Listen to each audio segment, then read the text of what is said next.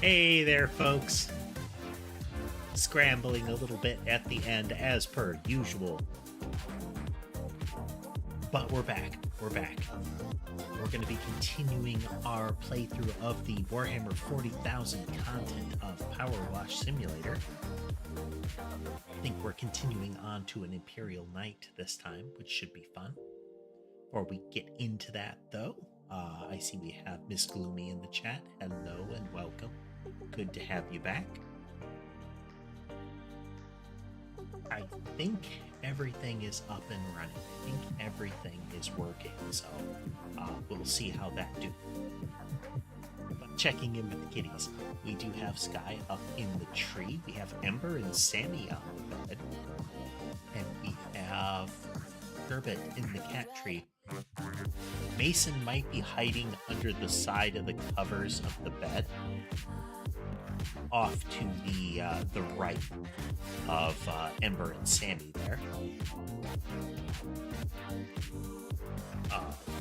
He sometimes does that. He'll get under the edge of the blanket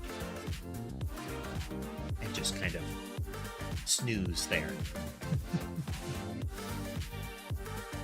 But yeah, PowerWash. Let's get on in there.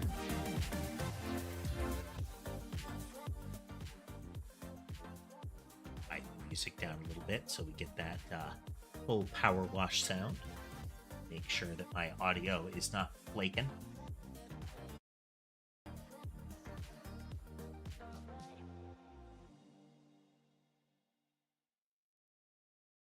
And let me make sure that chat is feeding properly.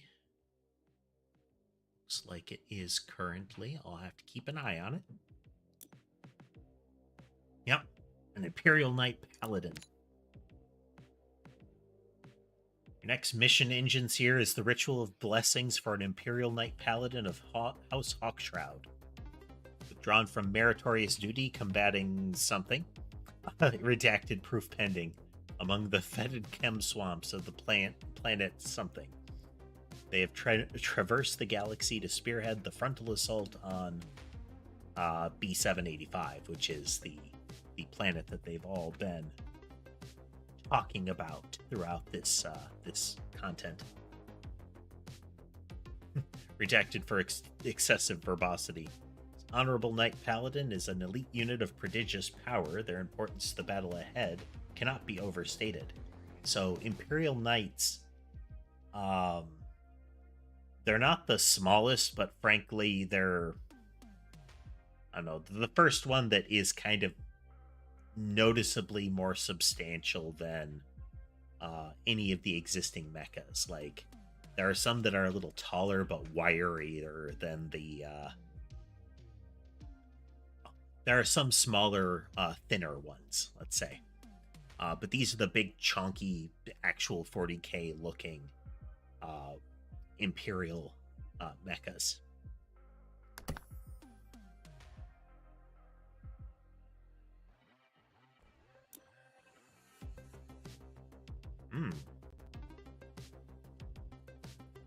Redacted purple residue.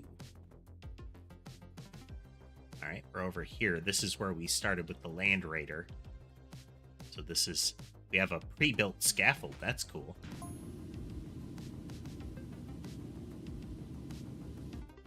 You see that whilst I clean manufactorum containers, you have been blessed by the machine god. This is our boss, apparently, or was our boss. Now we're the same rank as Engine Seer Tyro 656.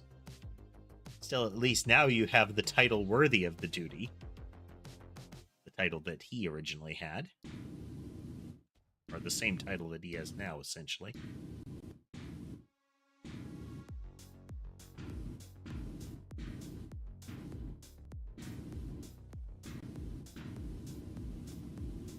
Some of this stuff behind the leg plate here. Hey there, Stargirl. I'm doing well. I'm doing well.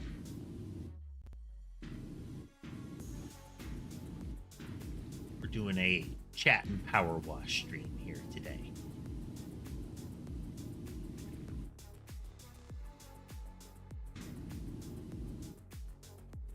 You can see the paint style touches less on this, though this is kind of the silvery metal part, so you tend to get less of that.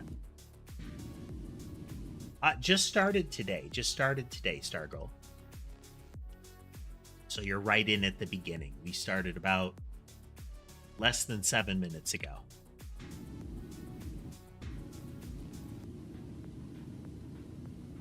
Normally I start about 4, well, I usually start around 4 o'clock, so 4 o'clock U.S. Central. But how are you doing?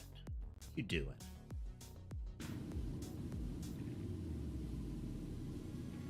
And if you do see me or hear me talking to somebody you can't see in chat, it's because I'm talking to somebody from your perspective on one of the YouTube streams. There are 3 streams going right now. For maximum confusion.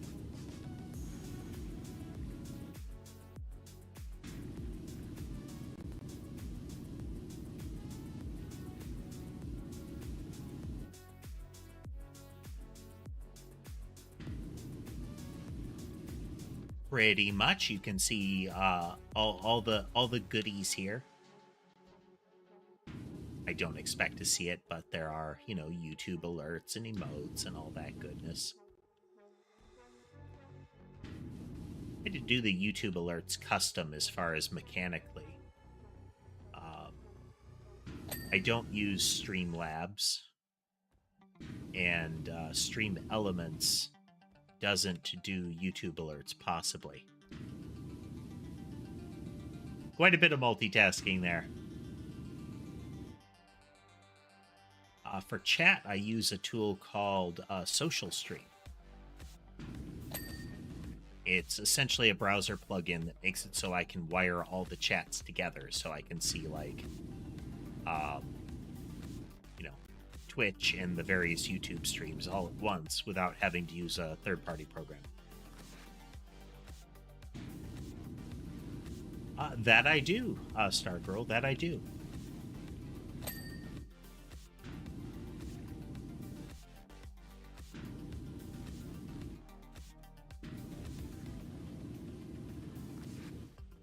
I generally don't get a lot of use out of the intro, outro stuff since I don't sit there for long. Try to get right into it, you know.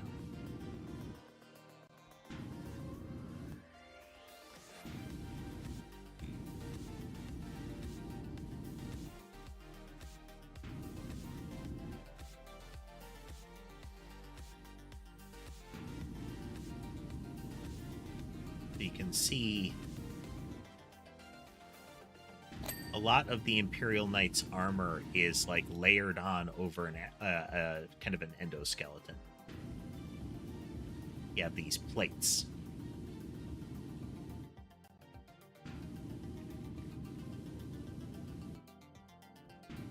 And a great deal of the plate is decorative.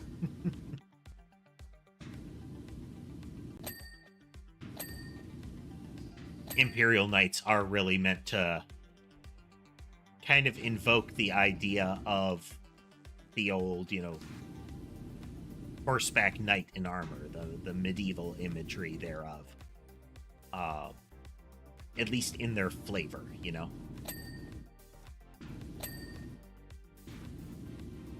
They have houses and heraldry and that kind of stuff.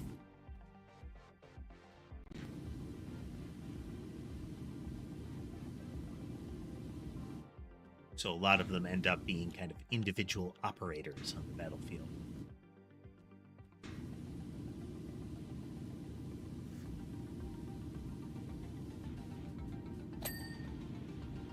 You can really see it here. They've got like their banner hanging down from the crotch of the machine.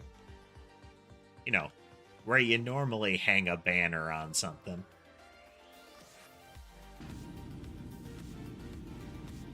Maximizes waggle potential, I guess.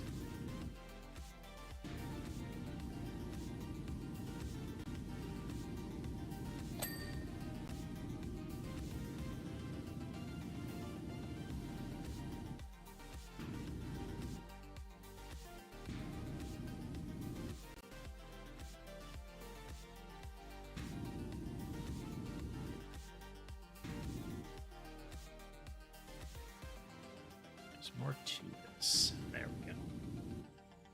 I always forget the filth pulse initially, the ability to see what grime is left on an object. And then I remember, and we use it constantly.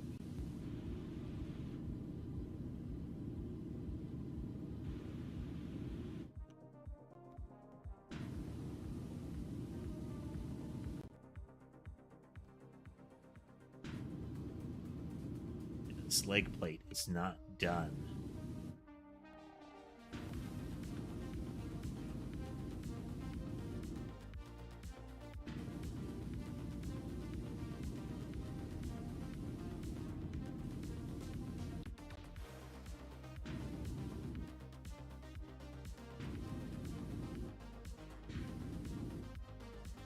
Power washing tunes. I checked recently if Epidemic Sound has any more in these genres.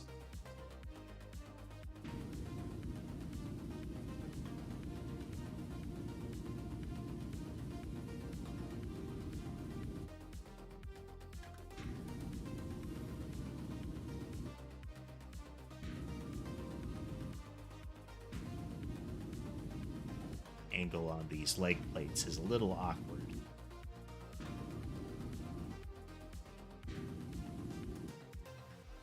Don't have to get it all, though, just enough to trigger the ding. Ever so satisfying ding.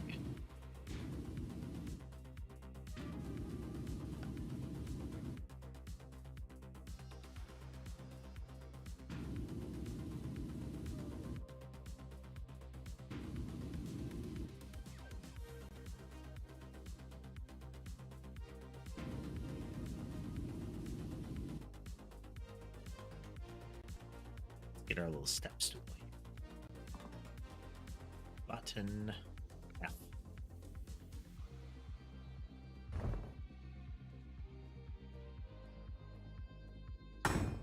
Little bit of a higher angle.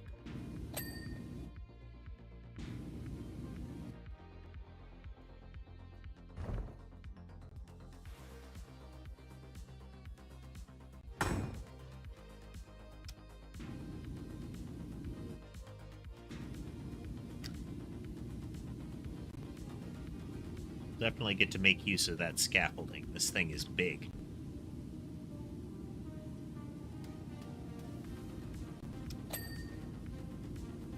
Let's see.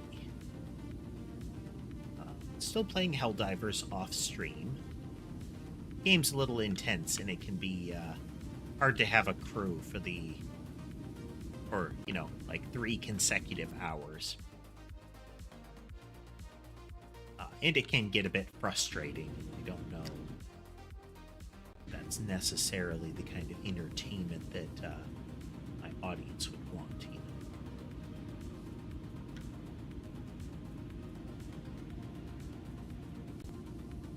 But it is some zany goodness.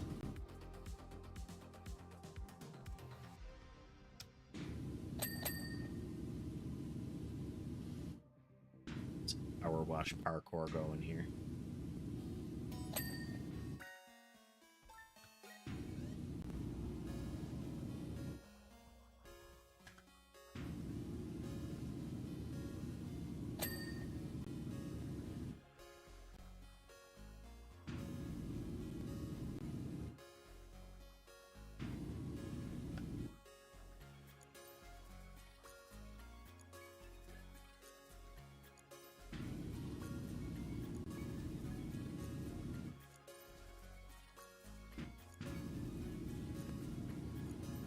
Said before, but you wouldn't think it's hey there, fella. Welcome. We're doing some power wash and chat today. Let's see the painting touches on some of it. There is much meant to be wear and tear on it, but you can see parts of the appearance of these that are meant to invoke the idea that these are painted. How are you doing, fella? How are you doing? Had a good day?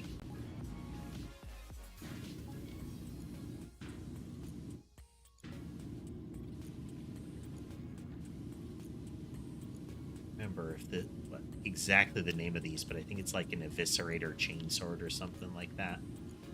Gigantic chainsword. Chainsword's already being a ridiculous concept. Your arms are tired.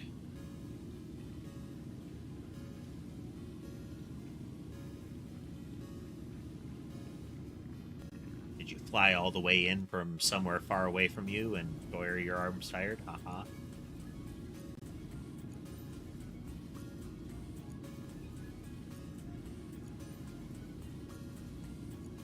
So the old joke goes.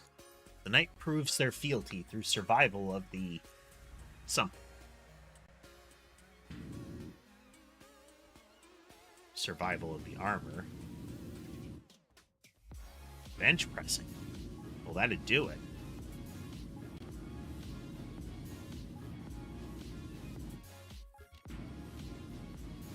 House Hawk Shroud.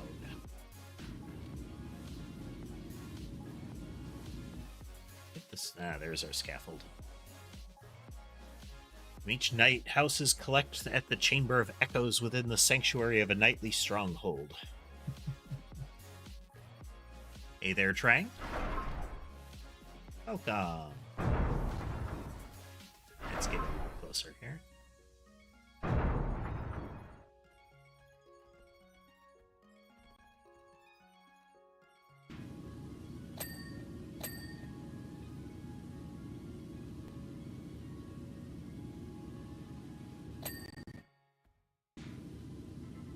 Reaper chainsword. Okay. Never remember. My voice is male, yes.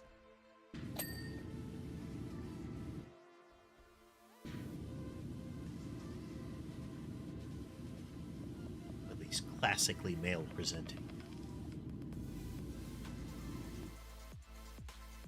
As it were.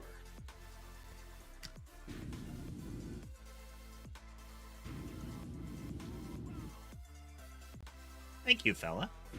I like how it turned out.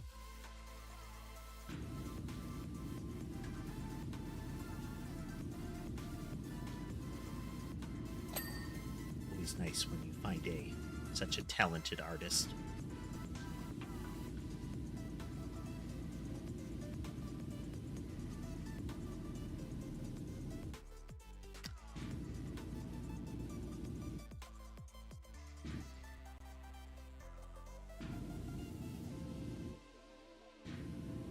Finished it yet. I don't know if I ever will, but maybe someday. Still cleaning the Warhammer mechs, Aniji. We are on to an Imperial Knight. Big, giant, stompy guy.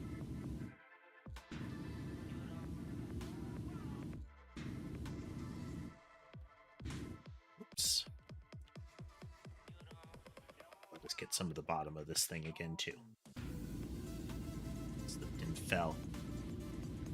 Doing good, Anichi, doing good. Sleep issues persist, but, you know, we're working through that.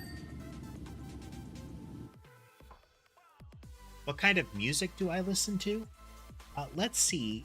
As far as how the web pages say this stuff is classified, let's see, we've got a little bit of drift funk, we've got some synthwave, some chill step, apparently. I'm not up on the names.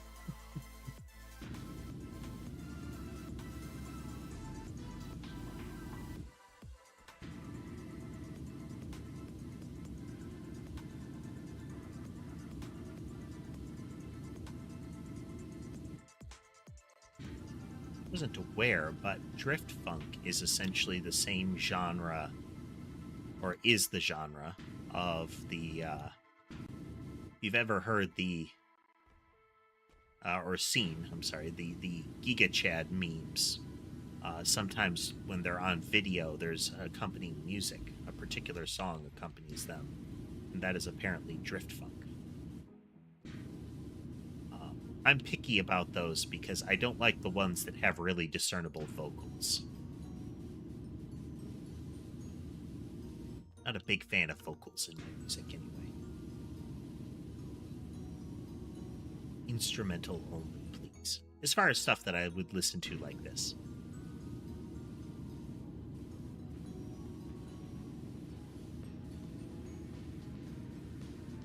But that doesn't mean I don't have vocal stuff in my audio library.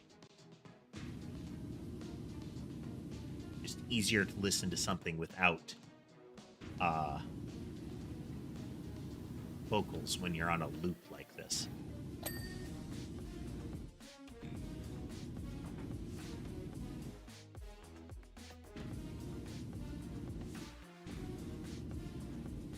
Yeah, sleep issues are pretty standard. I have reached the stage that I usually refer to as my sleep schedule being flipped. It's not quite that, but effectively I'm, what should be my mornings is my evenings, you know? Late evenings and vice versa.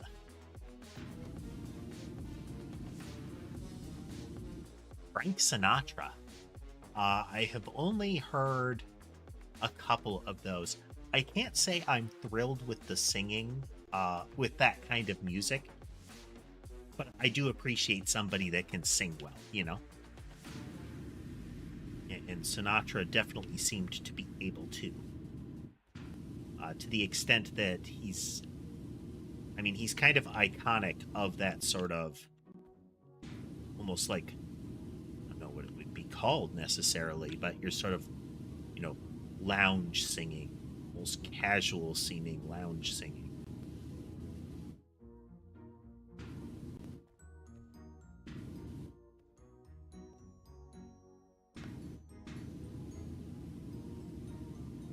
As a person, I don't know. I haven't looked into Frank Sinatra.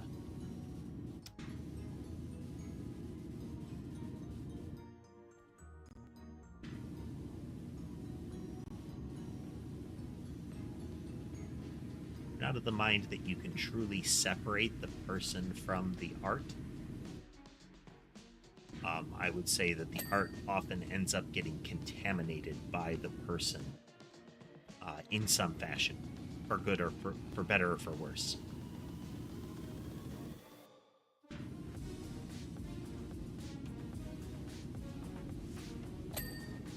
That's often because it's a matter of endorsement, not a matter of the art suddenly becomes bad.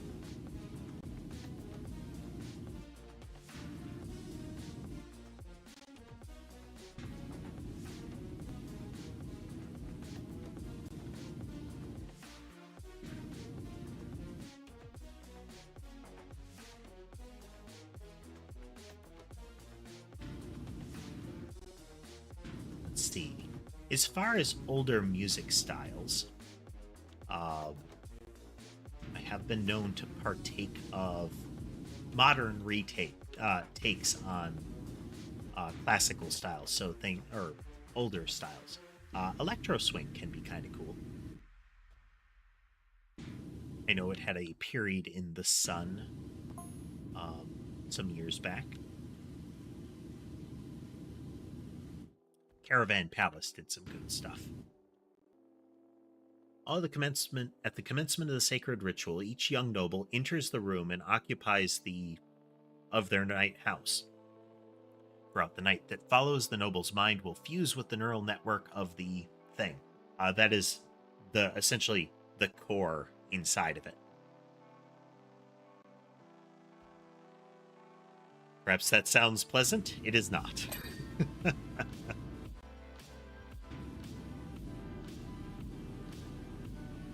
Right. A very different perspective than how the Mechanicus operate.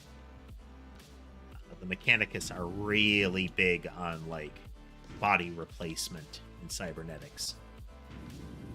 Most people aren't in this setting.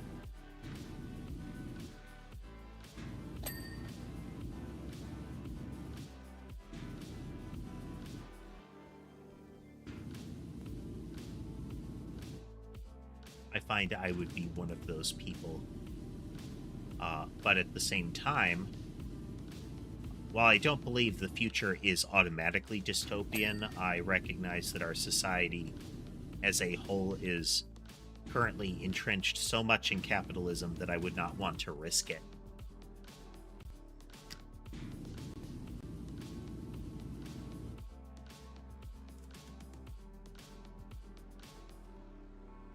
Well, thanks, fella. I appreciate it. If you end up wanting to catch up, all of the VODs are on my YouTube channel. Again, thanks for joining us.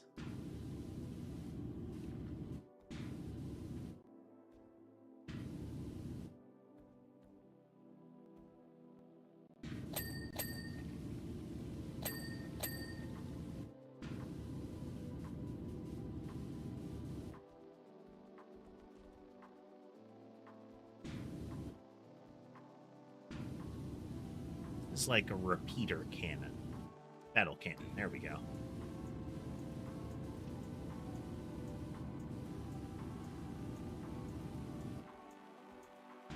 I don't know if it's still the case, but I know in the tabletop game, big, heavy blast weapons that do one big hit ceased to be as useful as things that did a lot of little hits. So, for example, despite the fact that this big gun should theoretically and could easily and can easily destroy any, say, like, human foot soldiers that it would be able to hit, the fact is it would be more effective to hit them a whole bunch of smaller times. The explosion from this thing should be able to take out a whole little squad easy. And conversely, because of the way that damage started getting calculated, dozens upon dozens of tiny, tiny shots, even if theoretically they shouldn't be able to do anything to the armor, became statistically better to use. Because even if you gotta roll sixes, as long as you can still succeed on a 6, then it's better to roll a whole lot of times.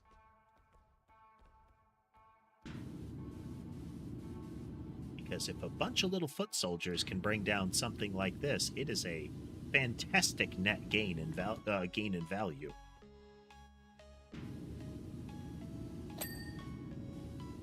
Which is entirely practical from a tabletop perspective, or at least it's fairer from a tabletop perspective, because you don't want to find yourself in a circumstance where, because of what they have fielded, you don't get to play the game.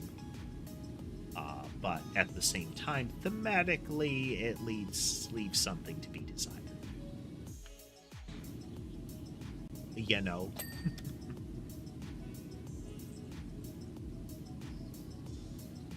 And don't worry, while I will periodically yammer on about 40k stuff, I do have plenty of time to chat with you, so feel free to ask questions or anything like that.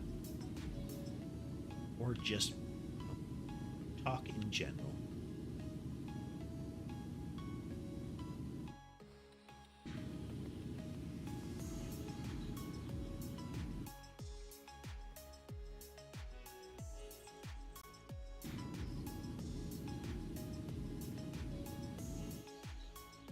I think it's like behind the head or in the head, which is always weird that you would, put the cockpit in the most exposed position.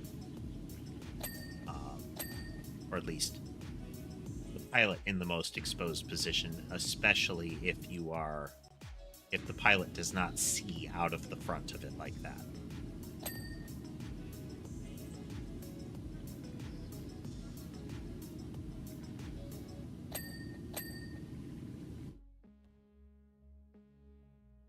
Heavy stubber.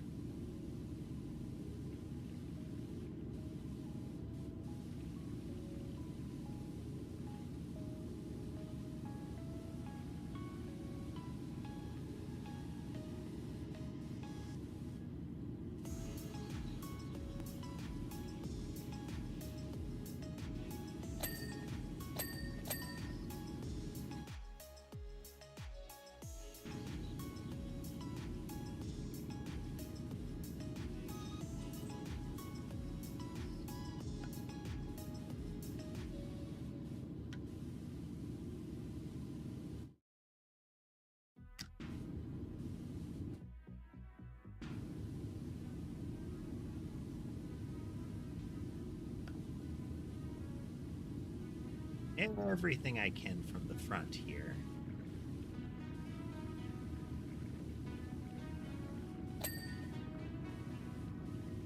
Considering adjusting the streaming schedule for some days, to maybe start earlier with one of the streams, maybe start the mobile stream early, maybe for programming like things, you know?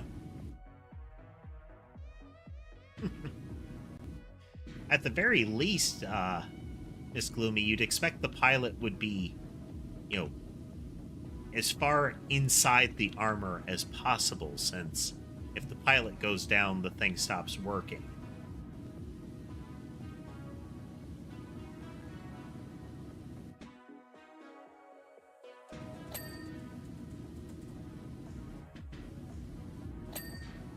But I think your point is not inaccurate, especially given the propensity of 40k fiction to include things like essentially melee combat.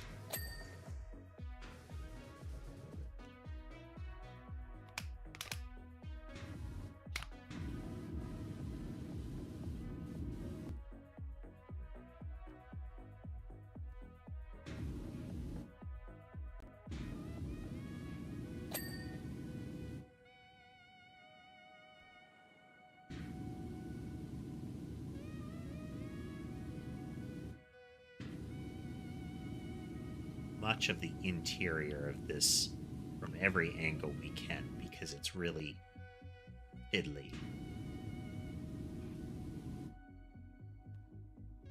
It's little bits, you know.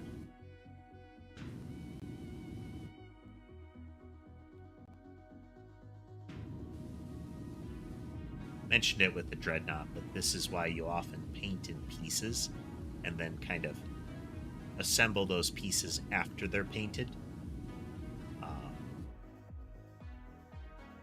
Hey there, casemate. That's right. This one, there's an implication that we've got the forces of chaos down on the world, since there's a lot of redacted because it's heretical and not otherwise said. And there's also some weird colored residue on it, like heavy, blotchy, like purple and green slime.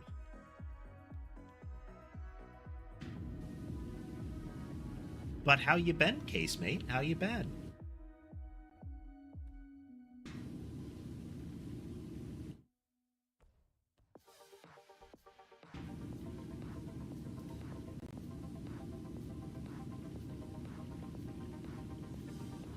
Is it still moving in and house stuff, or is that all completely random? Each restricted technology H002 stores the experiences endured by every knight that has ever graced it. So that's part of the interface with the knight process, is to share all those memories with each pilot. Throughout the right, young nobles must battle against the will of their forebears.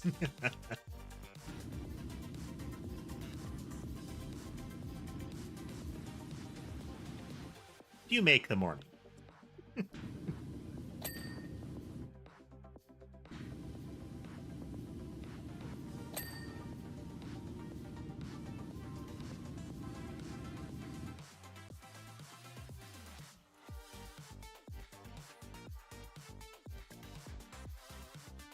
Yeah.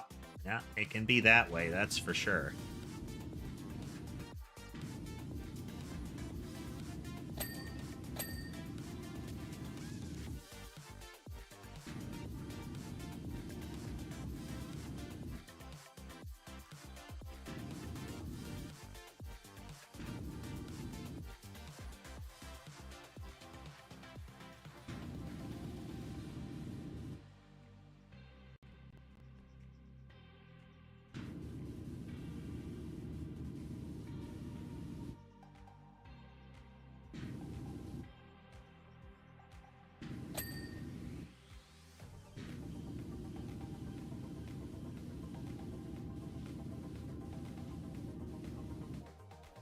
Glad you've got enough downtime to watch a stream with this.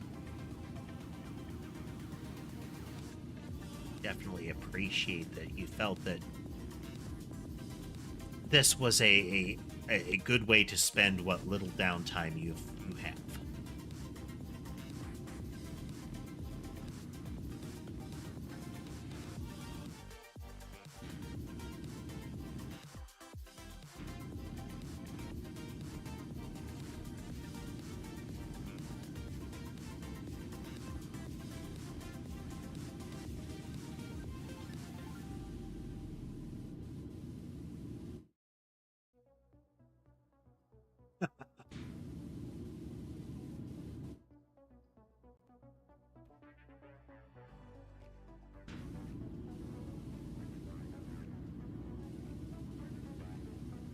Now, do you mean in terms of like a heavy grind, either for, tokens or rank or something, or do you mean dealing with the teams that you have found yourself on, or both?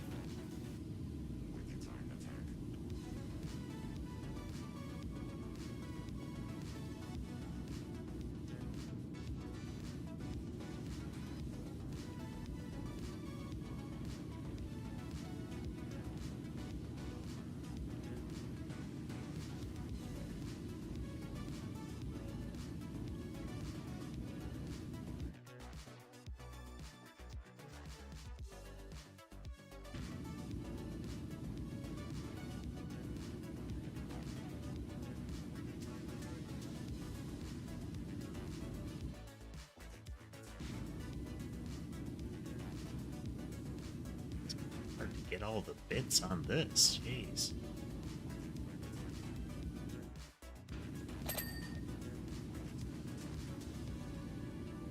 They'd at least take the armor plates off for cleaning. Hey there, Landon. Welcome. We're doing some power wash and chat today.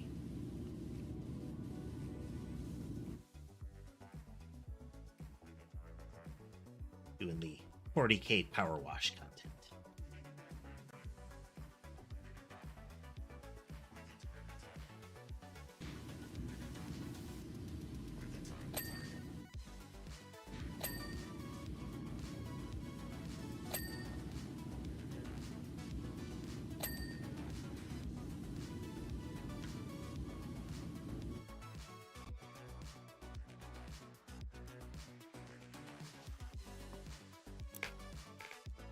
A few folks from the UK coming through.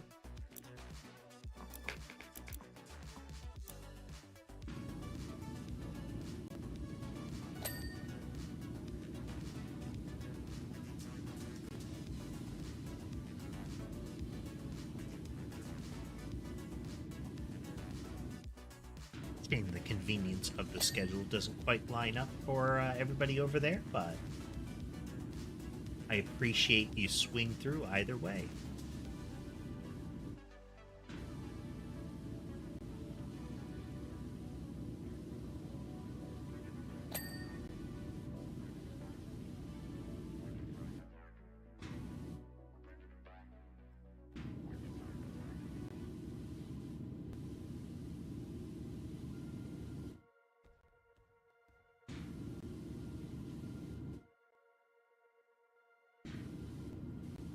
For those that weren't here for the first stream on this this content, I have 5 cats currently, Miss Gloomy. Switch over and see if we can spot all 5. So we have Sky up in the cat tree. We have Sammy and Ember on the bed, blanket and pillow respectively. And then on the other cat tree, we have Mason up on the top. And then you can't see him very well, but let's zoom in on that. You can just see Sherbet in the hutch, I think. Loading. Please wait. Yeah. So these two are adoptive siblings. Separate litters, but pretty much same age and raised together. I believe they had a related parent.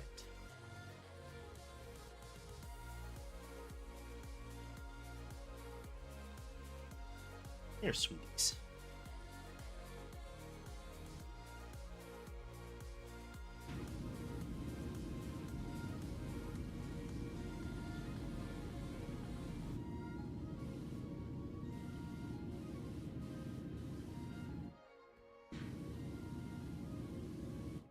This part right here, this part of the torso is why you definitely build all of these pieces removable.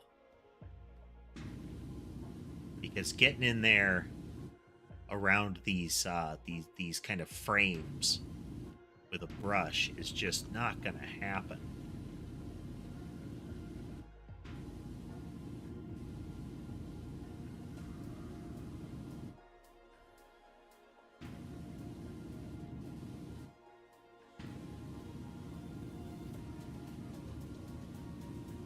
It prevents even the just, prime that whole chunk silver and call it a day, since the shoulder plate would block all of that.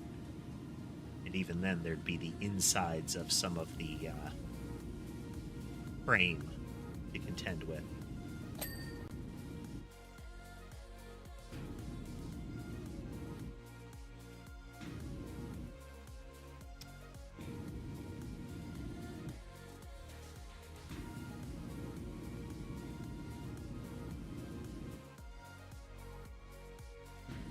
If I recall, the alternate armament for this thing, I think there's like a gigantic chain gun kind of configuration. I believe the Renegade Knight can do like double chain guns or something like that.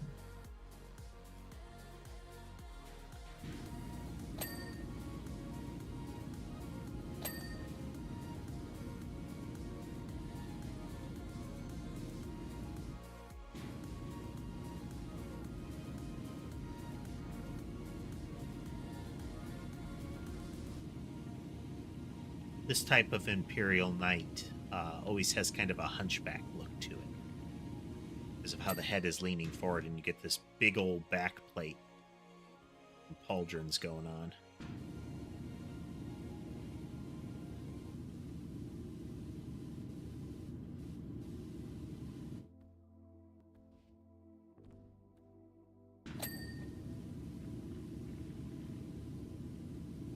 Running, jumping, leaping on mechs, standard power washing fare,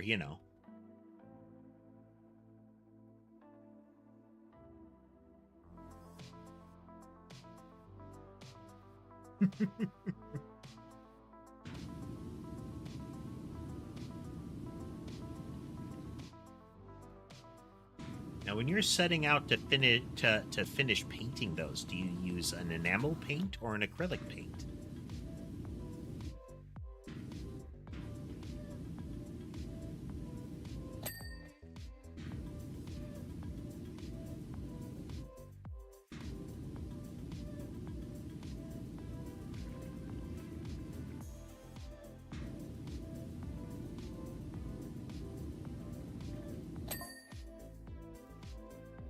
19.991% of residuals remaining.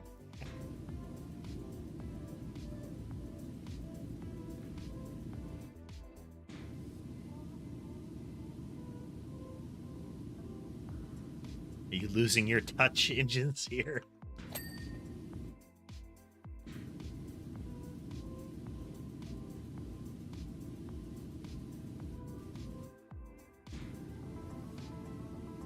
Is our previous superior, who is jealous that we get to work on the cool stuff while they keep him working on, like, cleaning out barrels.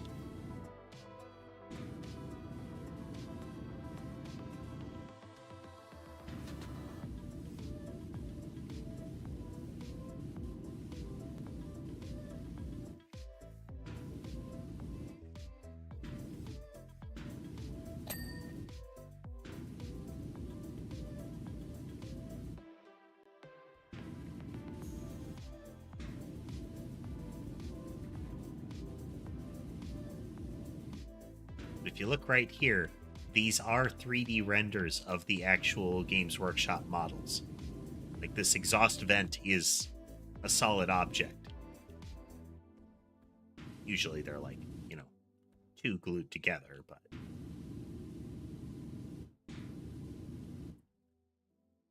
This is the model, and on some of them, you can see, like, edge highlights and whatnot, as if they were painted. Well, hey there, Flexi. Oh, and a raid from Flexi. Well, hello, everyone. I appreciate it. Let's see.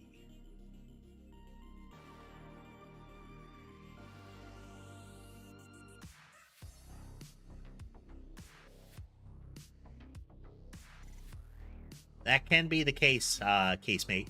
Haha. When I painted this kind of stuff, I would use acrylics, but for the final, like, sealant, I would actually use enamel sealant. You got to be careful not to let it get touched after you do that, because the enamel reactivates the acrylic under it. But as long as it doesn't get disturbed, it doesn't change anything. And enamel spray sealants are pretty resilient to differences in temperature. Whereas acrylic sprays are terrible about that. The washing goes well. Let me make sure there. I see Not Nat from Plexi. Welcome, welcome. And I'm going to say movie over on YouTube. Washing's going well, Flexi. Just like with the Final Fantasy VII content, the Warhammer content is really robust. Like, the whole character model is changed to be setting thematic.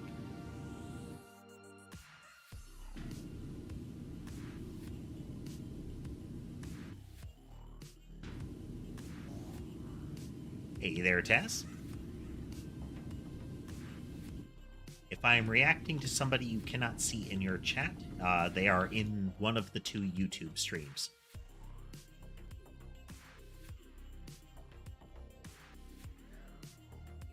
You've got, like, Cloud's motorcycle, the little truck that is part of the Midgar escape as well.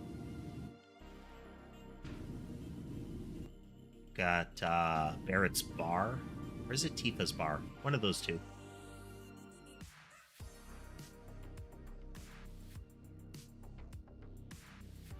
Yep. I'm streaming in short form and wide form on YouTube. Tifa's bar, okay.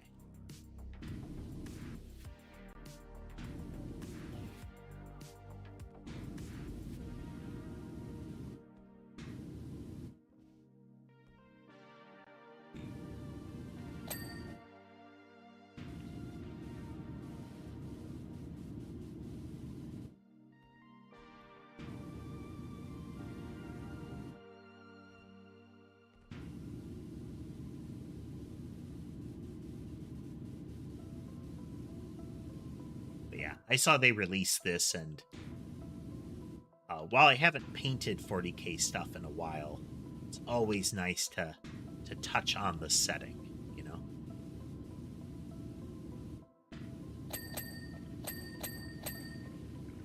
Ooh, that was a lot of cleaning dings there. Satisfying.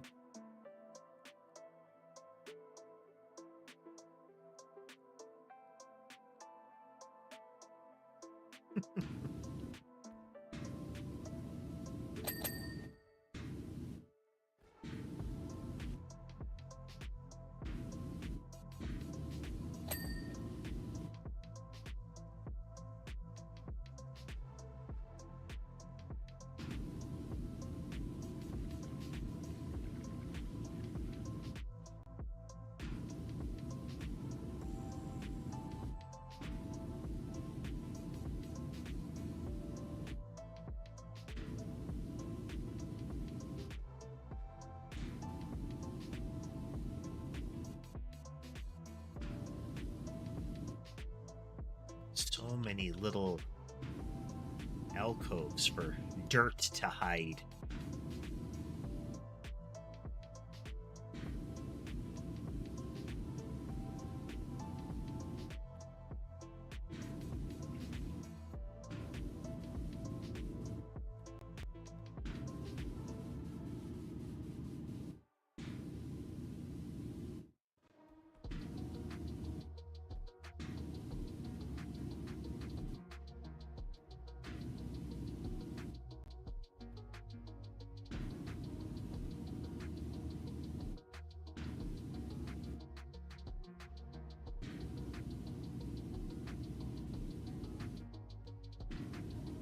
But what were you up to, Flexi? What were you up to today?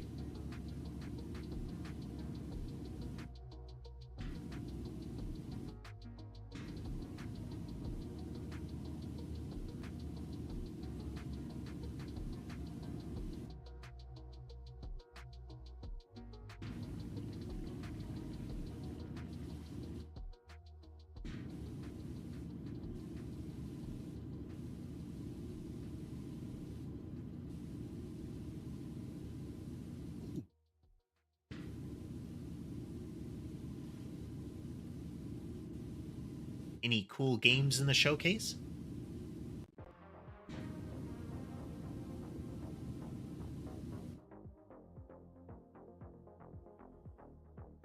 Hey there, Young. Welcome from Brazil. Very international viewership today. A couple of folks in from the UK as well.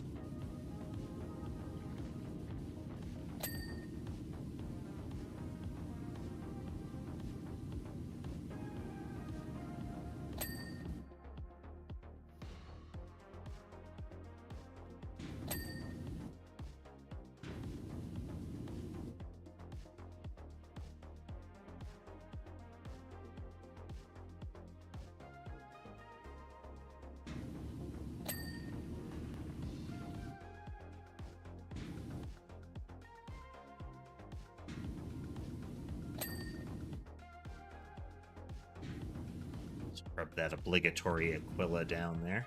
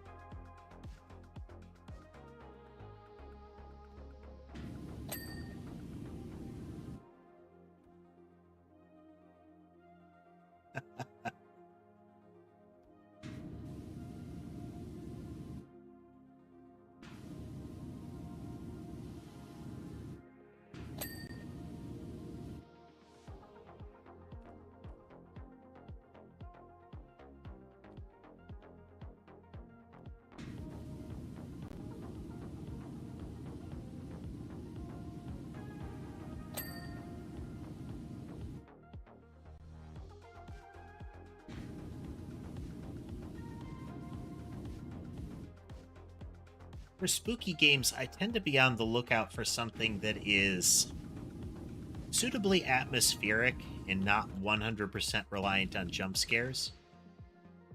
I mean, I'm down for a little bit of jump scare. The adrenaline hit is nice.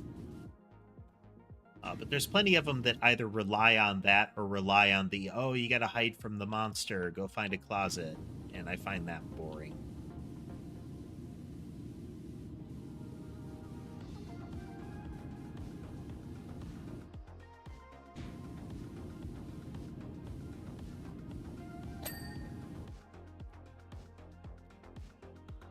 Whoops.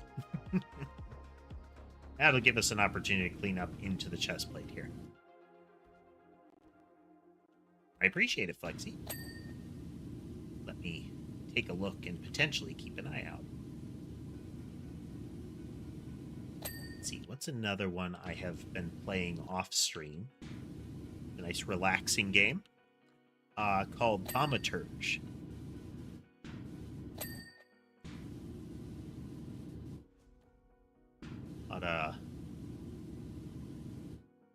Eastern European seeming folklore. It's as much a it's got a lot of adventure game vibe to it, but the combat is interesting. I'm not playing it on hard mode combat, but there's definitely a coolness to it. I like the setting. Like 1905 set in Poland.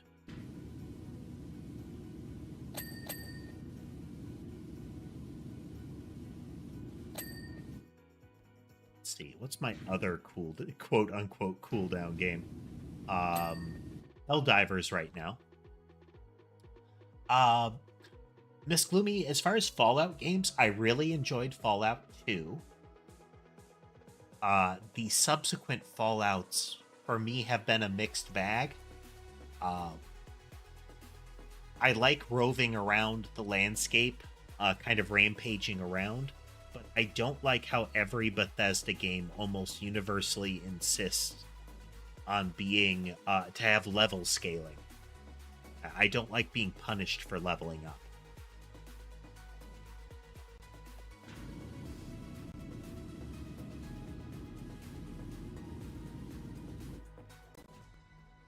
One of the things that really annoyed me about Final Fantasy Tactics.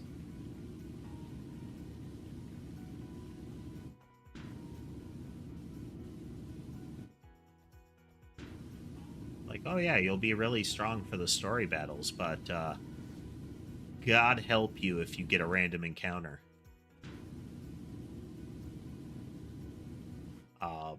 Narrative-wise, I think Fallout 2 was kind of the last one that had, well, it was the last one that ensured that the narratives would happen coherently. I think the Fallout, 3, 4, New Vegas, all of those had strong narratives.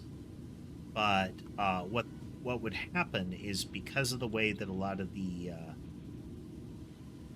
Bethesda games work out now, is you're able to do things like easily stumble into an area that is the end of a storyline and do something that means that you'll ruin the storyline. So you don't get to experience it at all. And I'm fine with them letting you do things out of order. That's not the problem. The problem is that it doesn't trigger a relevant narrative to it. It'll just be, you enter this place and the villain attacks you and it says, oh, you killed the villain, and now the plot doesn't trigger at all. You never have somebody acknowledge, oh, hey, we had this problem, but some person dealt with it for us, or, that kind of stuff.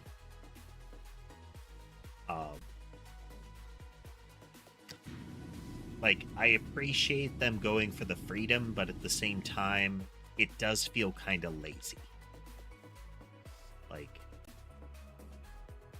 it's supposed to be this big epic game, and you're making it so that some of your plot points break based on player action. Not that they play differently or you might not experience the whole thing. It's just that they don't work properly if people exercise that freedom.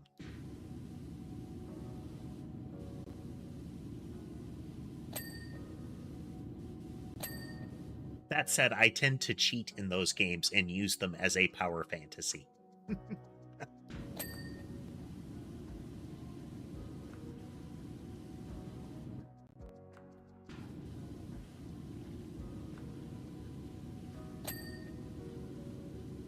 Fallout 4 is especially fun if it's if you're rampaging around in powered armor with like railguns and plasma rifles.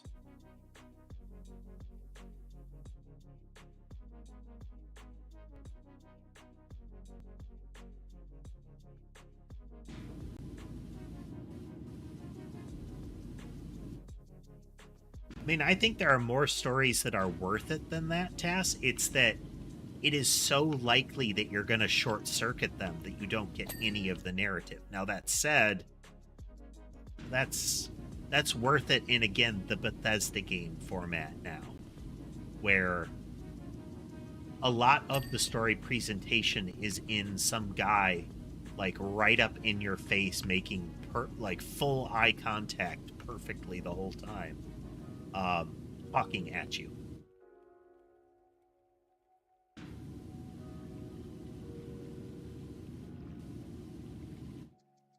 Yeah, I agree. The side quests are absolutely not interesting.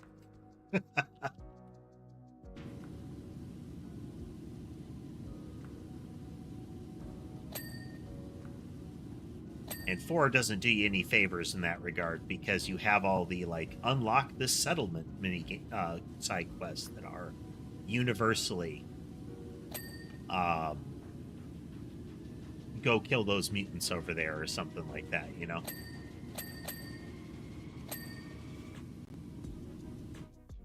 98%, we're getting there.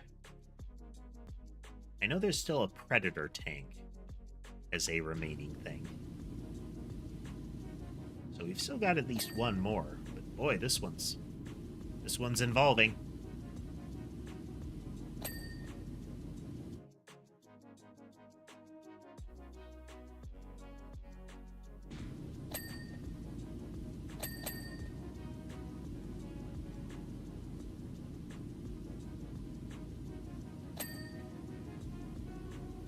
Not actually a great weapon in the wide view of things, but I think it was in 3, maybe it was in 4.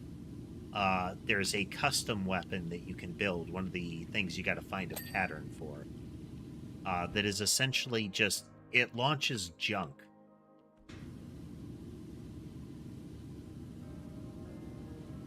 Like, all the, like, coffee mugs and whatnot you can find in the environment, it uses those as ammo. And when you launch it, it actually fires that object. So you get that Fallout 3, Fallout 4 slow motion kill cam, but it's like a coffee mug obliterating somebody's head.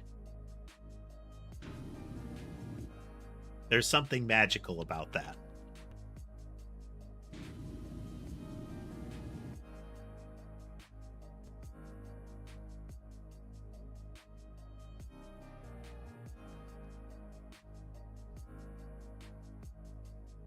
Got almost everything. Let's take a quick look around and see if we can spot the missing parts.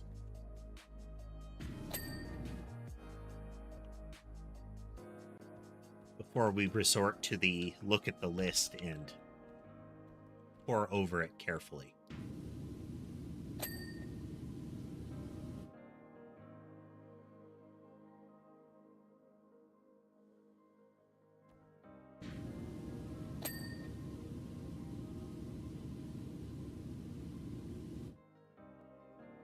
These things are... I mean, the model isn't a foot tall, but it's pretty big.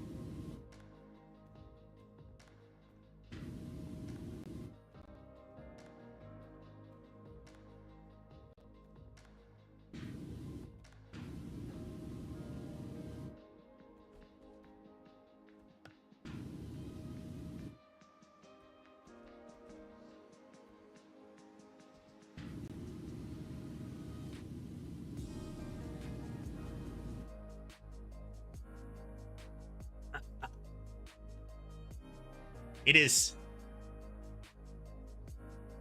That sounds about right, casemate. That sounds about right. And all of the little details you can see here are true to the model. Like, this is the model. Every part of this is the model.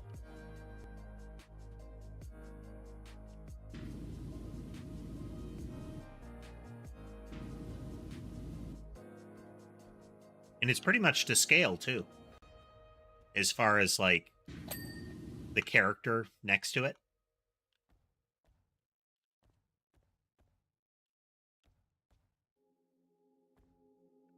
What do we got? Body of the battle cannon. Probably the ball joint of the heavy stubber mount, yeah.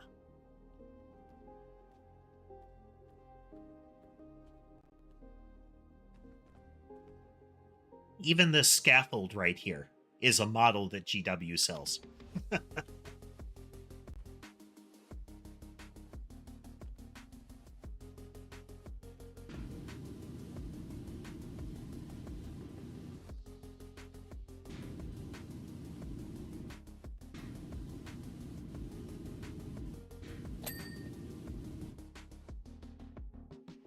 Okay, we're gonna pause for just a bit, and I'll be right back.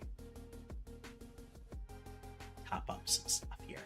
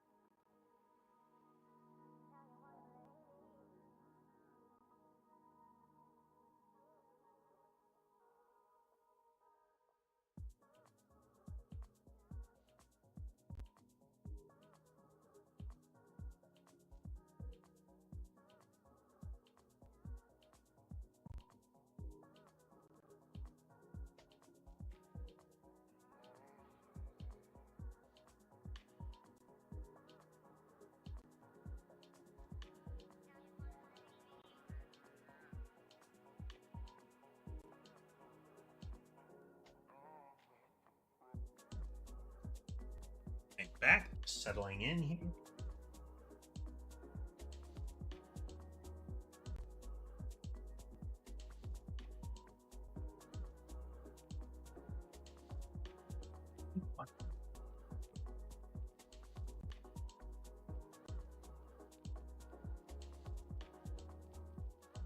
Refill my water here.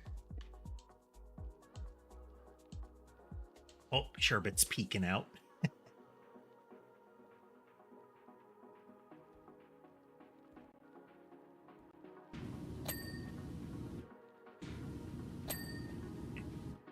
Trying to make sure that I have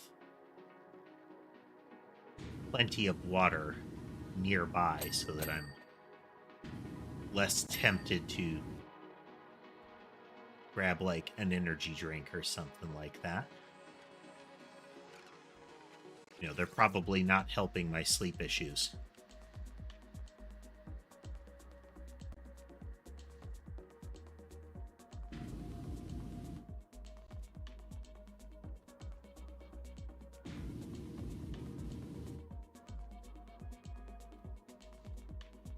So on the model, this armature here is shared by most of the guns. This kind of ammo mount kind of thing. Like the big gun with the ammo box. And it's the whole barrel is swapped out. So the one I have that is not, you know, painted yet is has that is swappable. I've got, you know, the tiny powerful magnets embedded in there.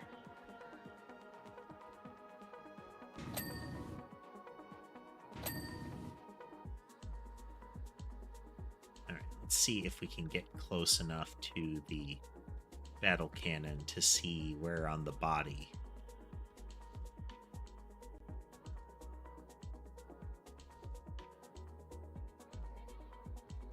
There it is.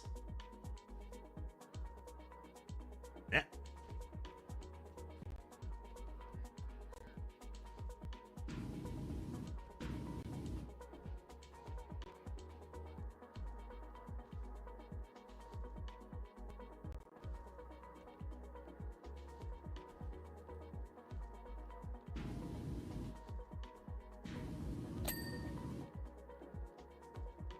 What else we got?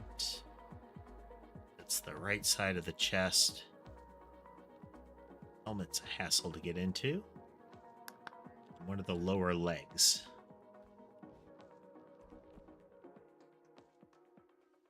All right, Miss Gloomy, thanks for joining us.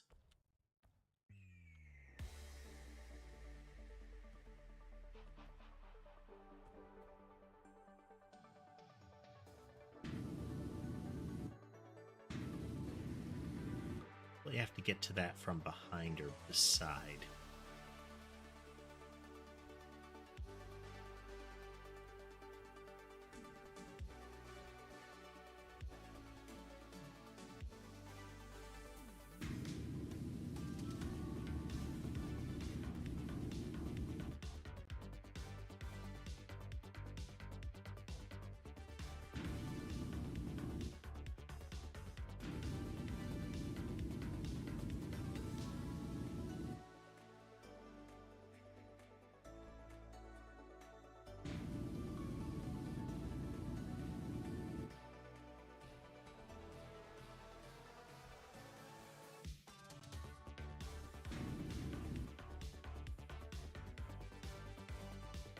See anything that's still grubby about that mount there.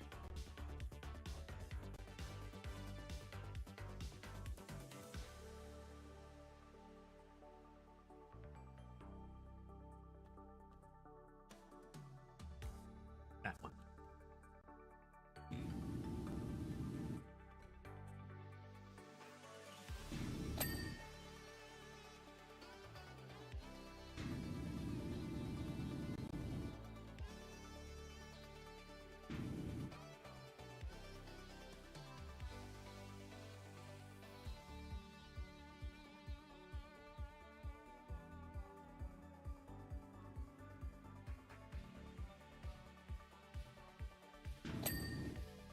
go. No, this is a Knight class Titan. Apparently a Knight Paladin.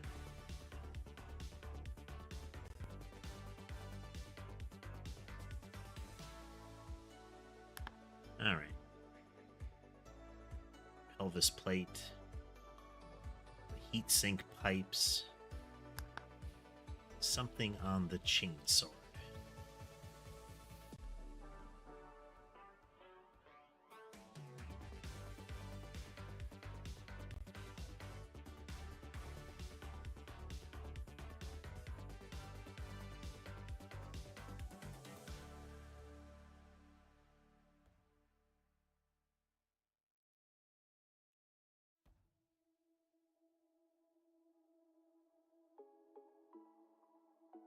Sink pipe, okay. One of these.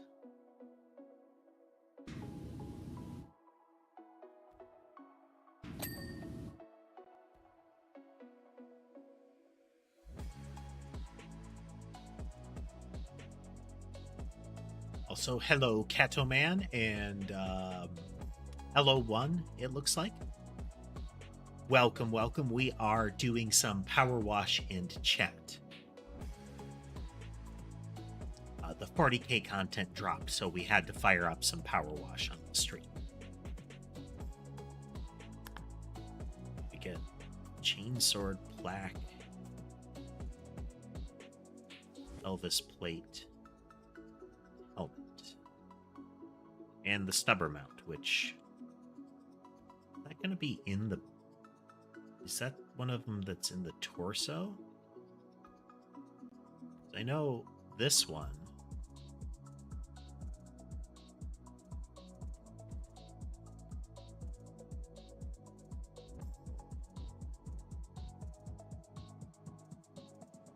Let's try to get the helmet, and then we'll find the other heavy stubber.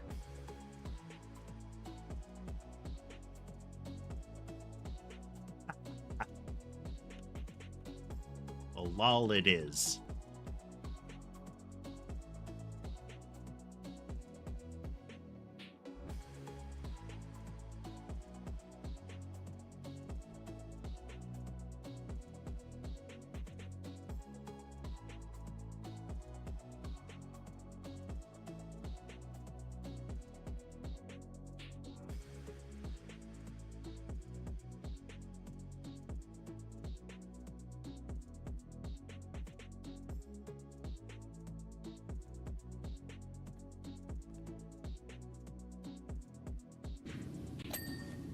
Go.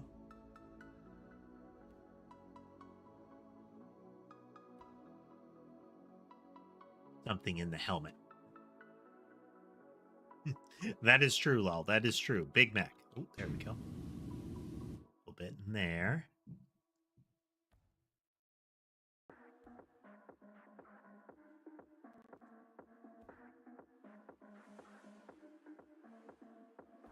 Lots of fiddly parts, too. Saying earlier, they could have at least taken the armor plating off the outer plates for doing this.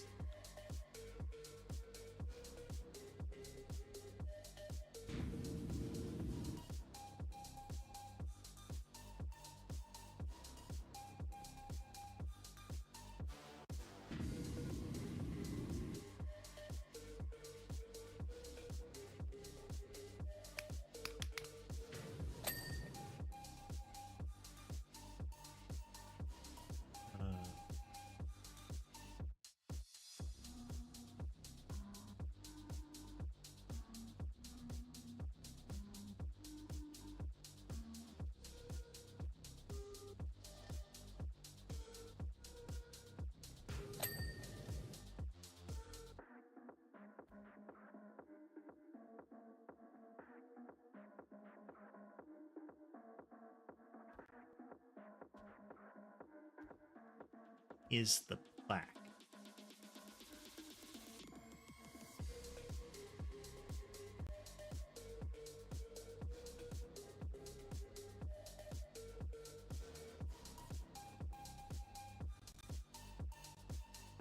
There are currently 3 streams going, Lull. Let's see, which one are you watching? Actually, I can't tell. I have a wide format, a short format, and a Twitch stream going on right now. I can't guarantee that there are more people on any given one of them. I'm just giving folks whatever format they might like.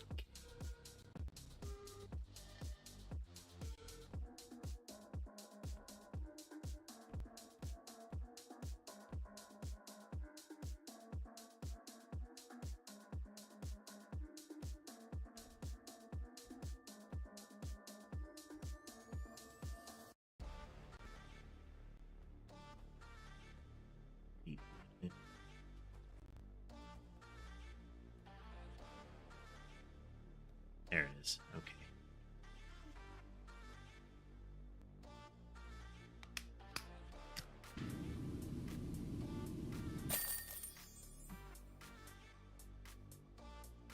All right, let's see that fast forward.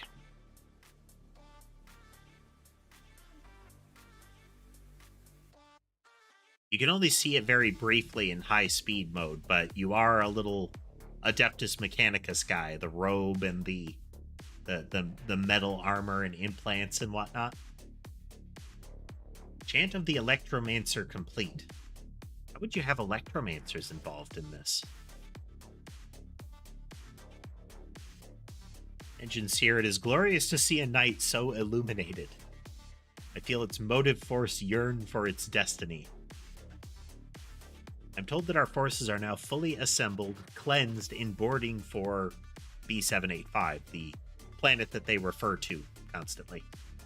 The knight will spearhead the vanguard. It is vital the heretical forces consider this our full force, whilst Redemptor Dreadnought Zachiel is dropped behind enemy lines.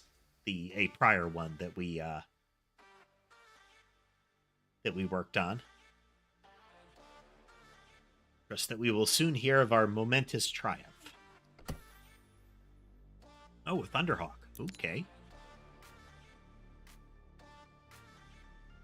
Here, a heroic Thunderhawk gunship of the Adeptus Astartes, chapter designation Blood Angels, so this should be red, has returned from the assault upon B785, requiring your complete attention.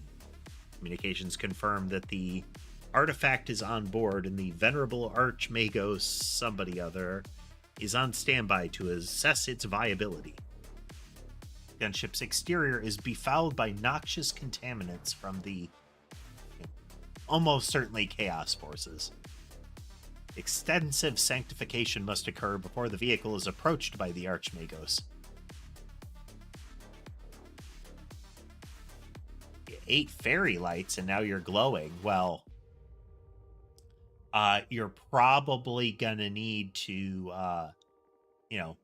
go to your nearest emergency room, and either they're gonna end up probably either surgically removed or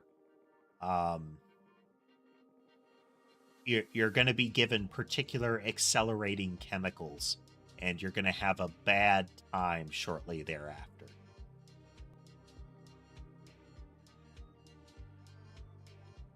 But I'm not a doctor, and you should consult medical professionals if this is actually a true scenario.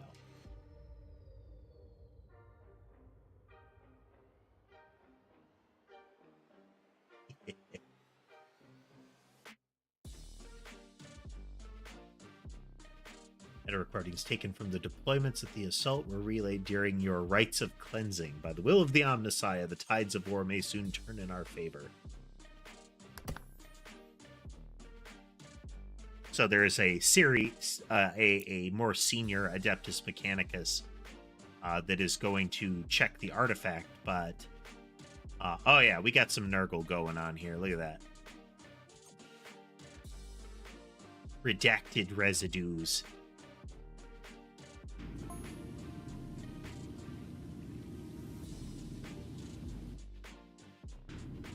Recording from the battle.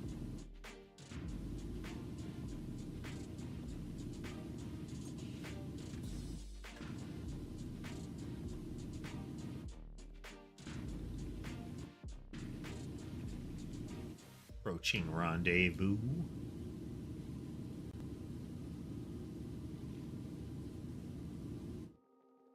Visual confirmation of Knight Paladin engaged.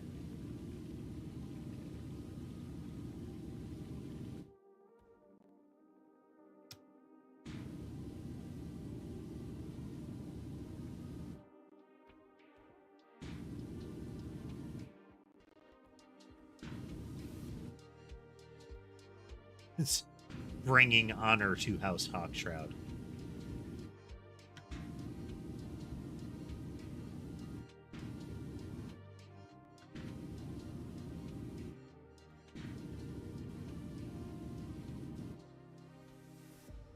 We are moving reserves away from protection of the artifact to engage.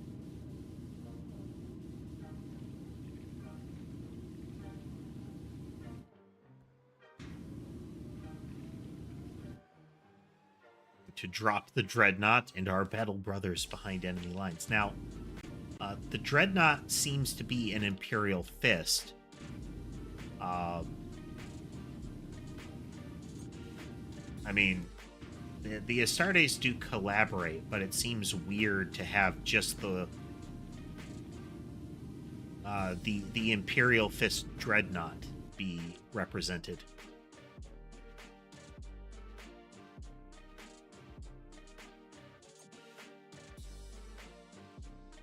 So we started with a tank, and then the next thing was a Dreadnought. It's a smaller mech.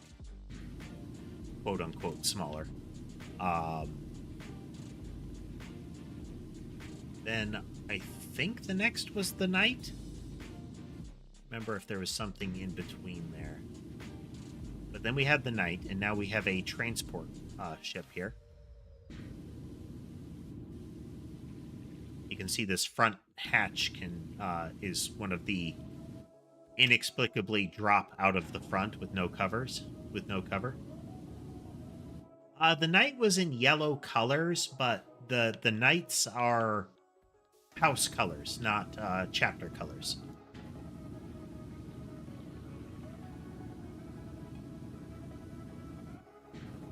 Oh, that's right. Yeah, we had a Imperial Guard tank. Thank you.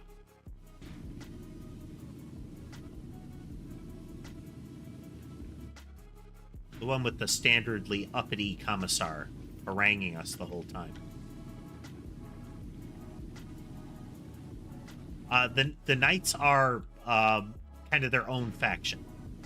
They are noble houses.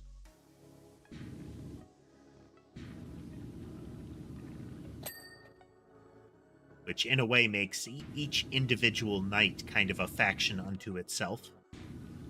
Now, I think you do get knight-like forces that are more like AdMech or something like that, but they're still generally like this knight is part of this house kind of thing. Just to further drive home the it's like a chivalric knight kind of thing. Now, I don't know if pre-heresy it was that way, because you do have older model, like old tech knights that might be different.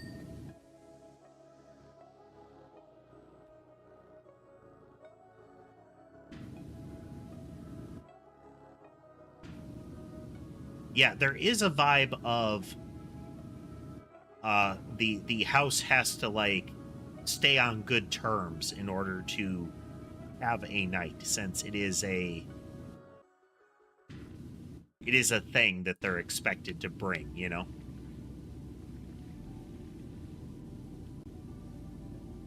It further drives the like landed gentry kind of thing, is you are expected to contribute military forces when requested. Oh yeah, lol. The PowerWash Simulator, even beyond the Warhammer thing that we're doing right now, which is a crossover, there is a storyline to PowerWash Simulator. Oh. There's a little trench dealy here.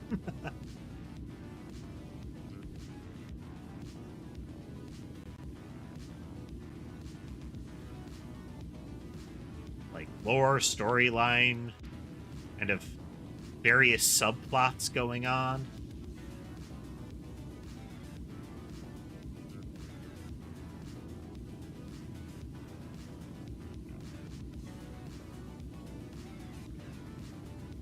You have to give the studio credit for taking this game so seriously, because there are a lot of games in the sort of simulator genre that are just sort of tossed out there, you know?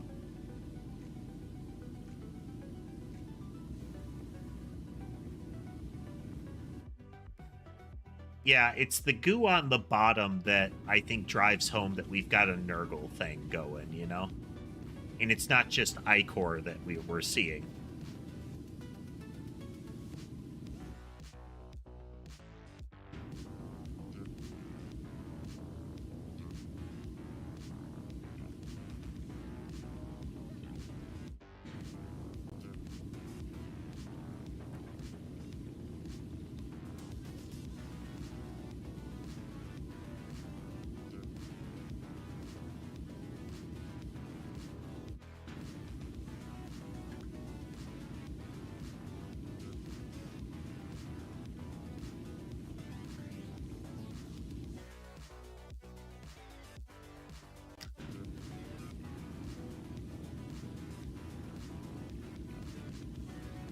So this is, I think, setting aside the Tomb Raider one, which was kind of just present. I've also done the Final Fantasy VII one.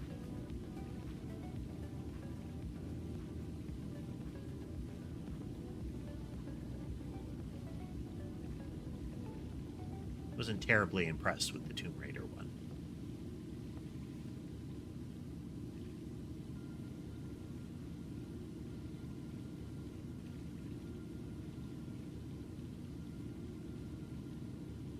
I haven't done any of the kind of epilogue ones for the MSQ either.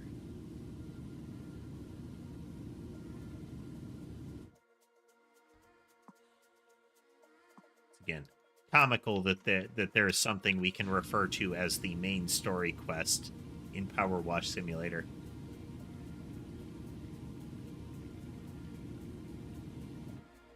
I mean, I appreciate, as far as Tomb Raider goes, I appreciate that they're trying to go for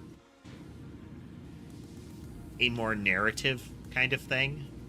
But it's another one of those where the IP that they started with wasn't really that. So why keep trying to use that IP?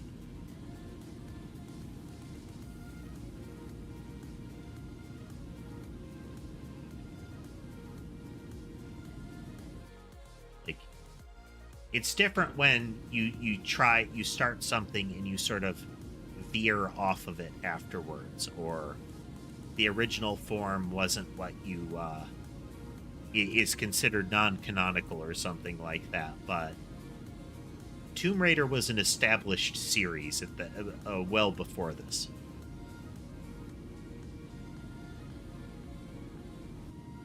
Oh, get something to eat there, lol. Keep your health in mind.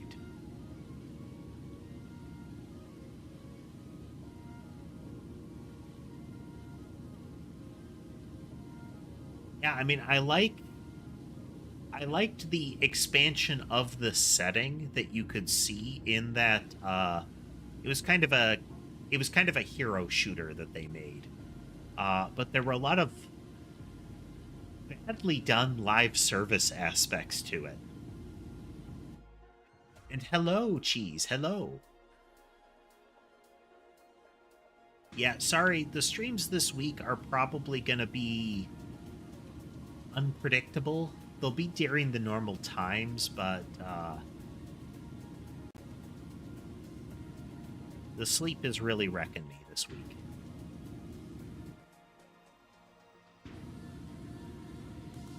Welcome back, Gregors.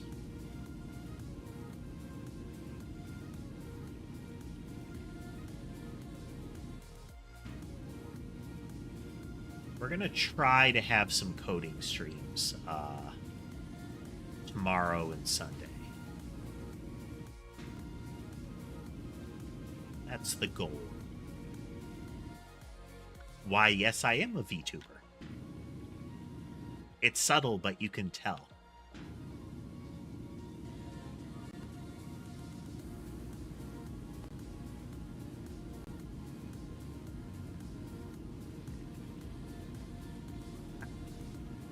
I haven't finished Infinite Wealth as per usual. I looked out the window and saw a squirrel.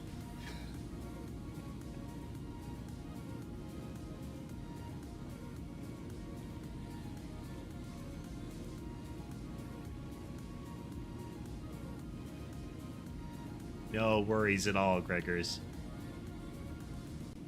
Just joking with you.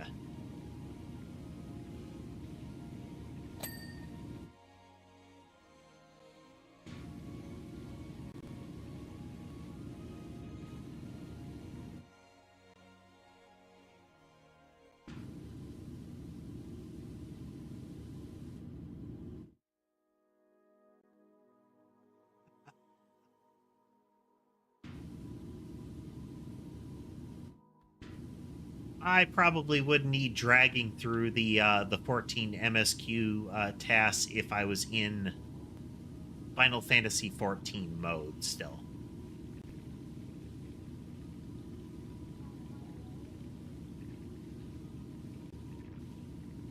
It's not like it's not like I found the storyline to be less engaging. It's just I have to be in sort of the mindset to play it, you know? Gregors, this game is called PowerWash Simulator. Specifically, it's the Warhammer 40,000 DLC.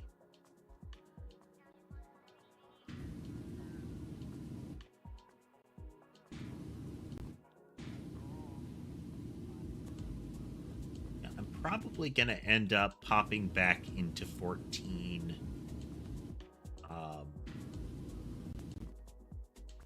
when the new expansion is out.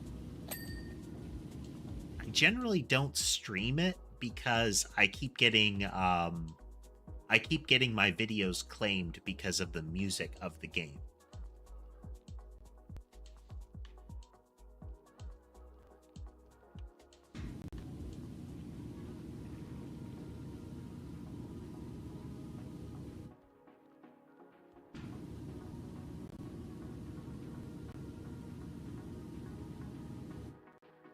And while it's not like I'm making ad money or anything, I don't like to have any of my streams have a claim on them at all.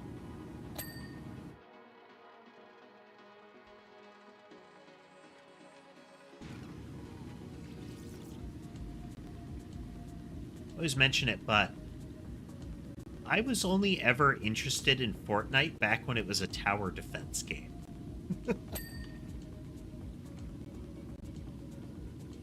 It was like Against the Storm or something like that. Like when it was originally released.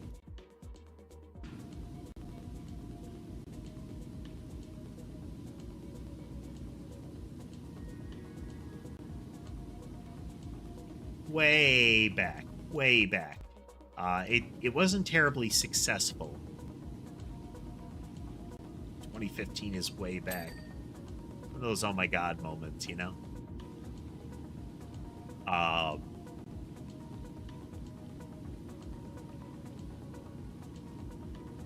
And eventually that mode shut down for a while, and they started doing the things like PUBG were super popular. So Epic Games decided, like, hey, we can do that. And they converted what had become a dead IP over into the Fortnite that we know now.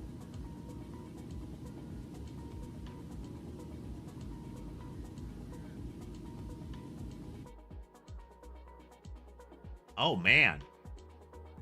I could really see that. I could really see that. A Helldivers crossover with PowerWash.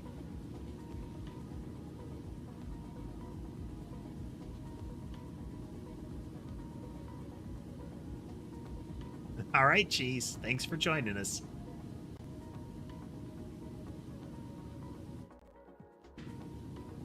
You could have like hell pods. You could have like a row of capes.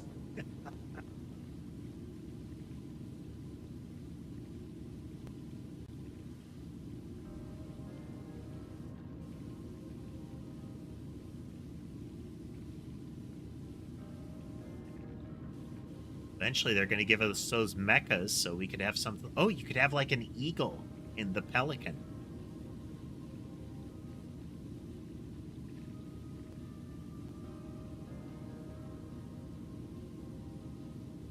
And like I was saying, you know, we'll have the mechas, we'll have the vehicles.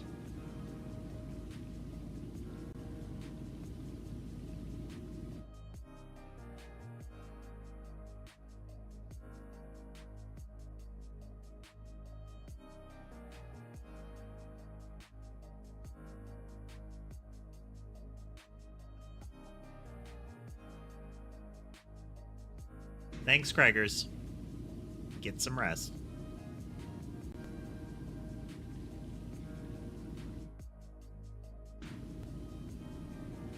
I mean, sounds like a bad first impression there. You generally don't want your you generally want a mech and not an impact bomb.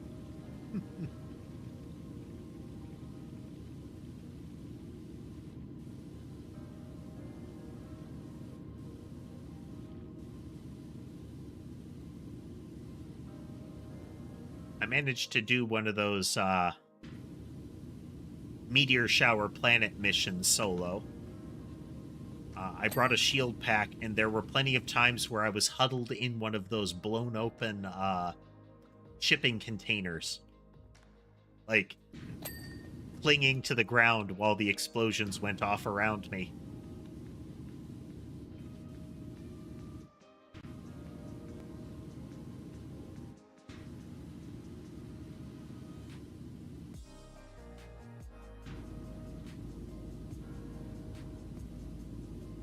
I'm getting better at popping objectives from a great distance with the autocannon.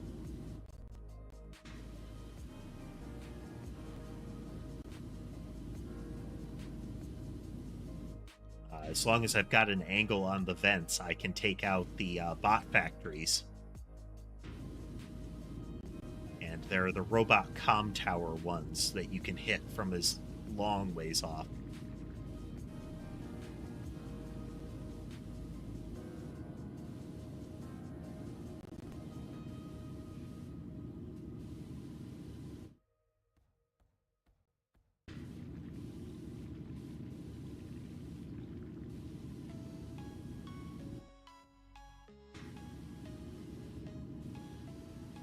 But yes, Helldivers is fun.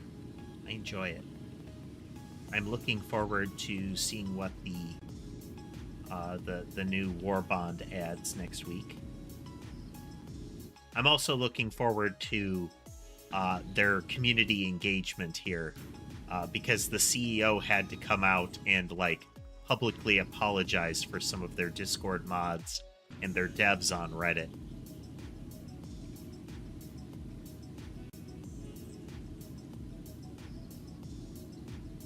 Because apparently some of those folks got on there and did effectively the cry more noobs kind of response.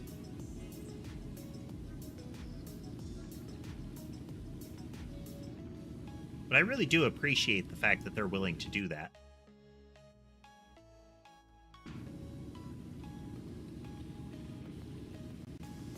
Oh, especially they'd be really concerned because the game is selling like hotcakes right now, and they don't want to lose that.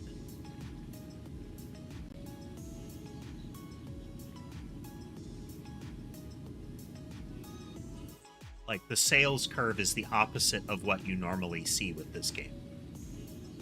With Helldivers, it's sales are increasing, like accelerating, as opposed to decaying since launch day. Normally you get that it's released, so a bunch of people buy it and dive in. And then as the new game rush wears off, that falls away.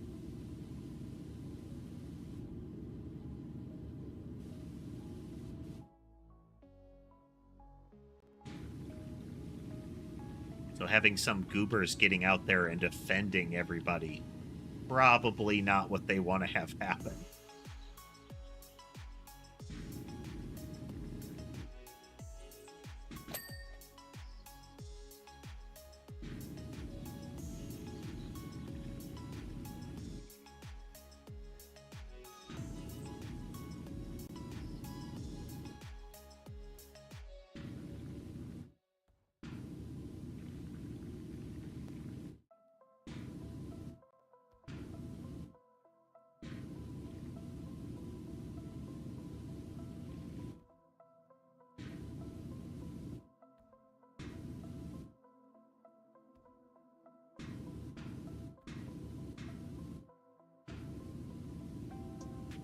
Welcome back, Landon.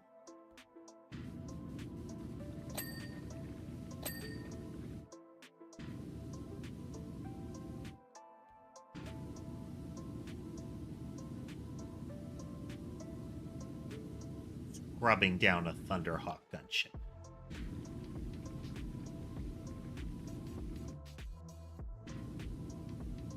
Which is a transport spacecraft that is sort of like, they took a World War II kind of landing boat, said, but what if we strapped jets and wings to it?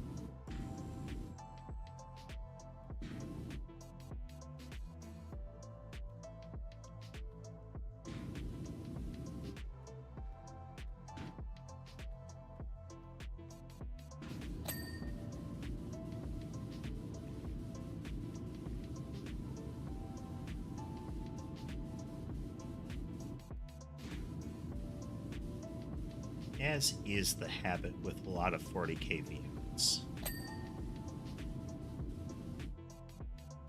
Effectively, there's a lot of what if World War II, but in space, going on.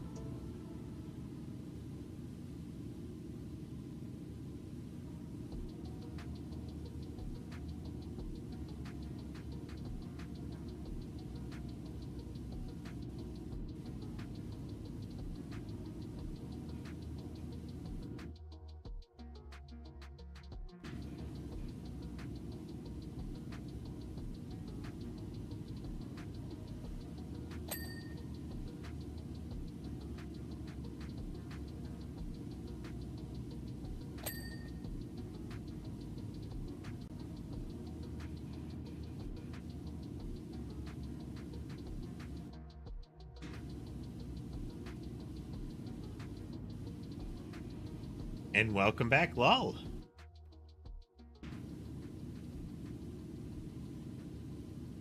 Everybody just ended up stepping away instead. That's fun. I appreciate you coming back. Always welcome. Always welcome.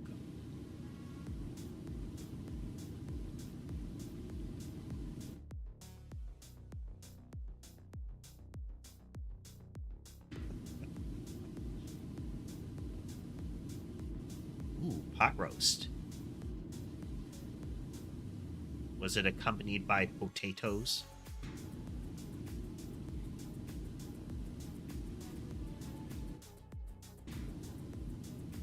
I feel that there are a lot of meat dishes of that nature that are augmented by the addition of mashed potatoes.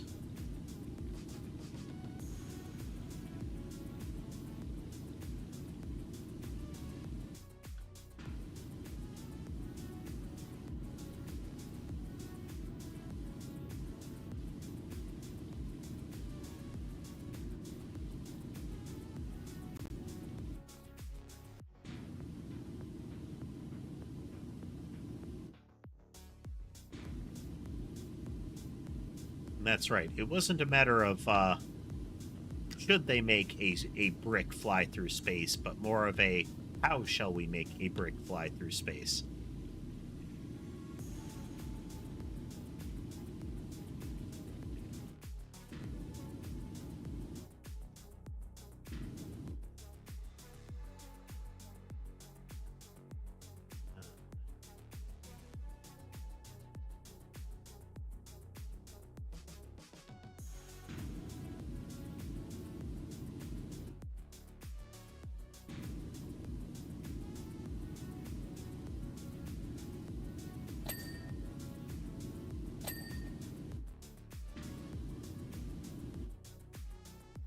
This is still the transport ship, Well. It's less fiddly than the Knight was, for sure. But there's quite a bit of it.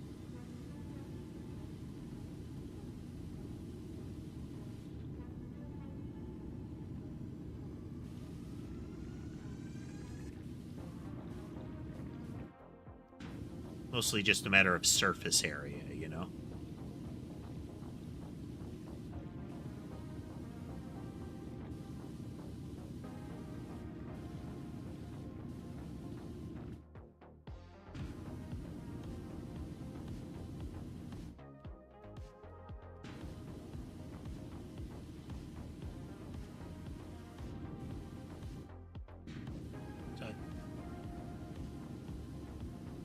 I would ultimately say the Knight is going to end up having been harder. Because with this one, I just have to have, I just need to get different lines of sight as opposed to working my way into tricky spots.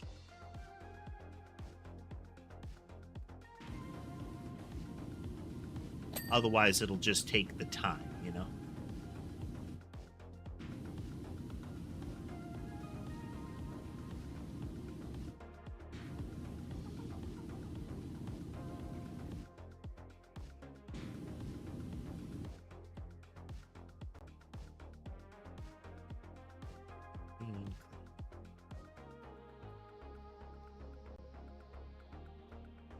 Because we've only been working on the first half of the ship at this point.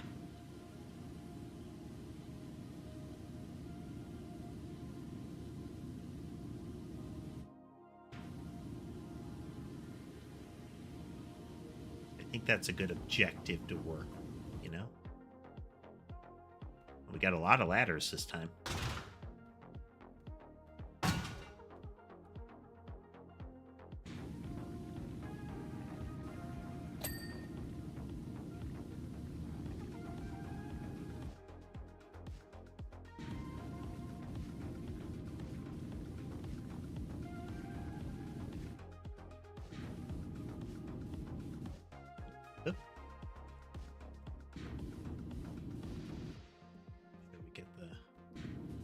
Sides here, and then Little Big Planet.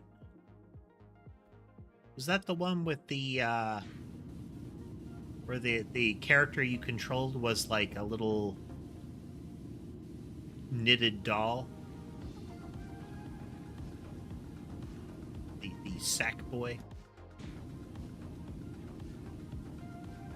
Yes, I have played that.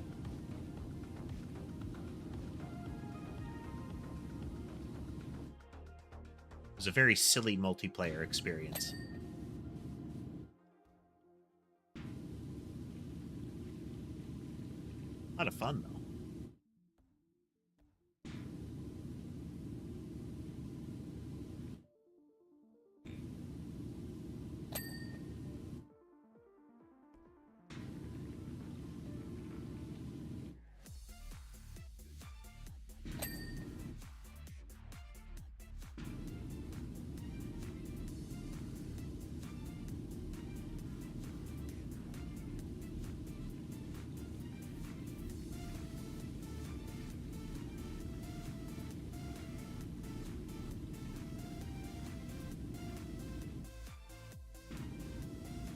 Be a couple of spots on this that are awkward.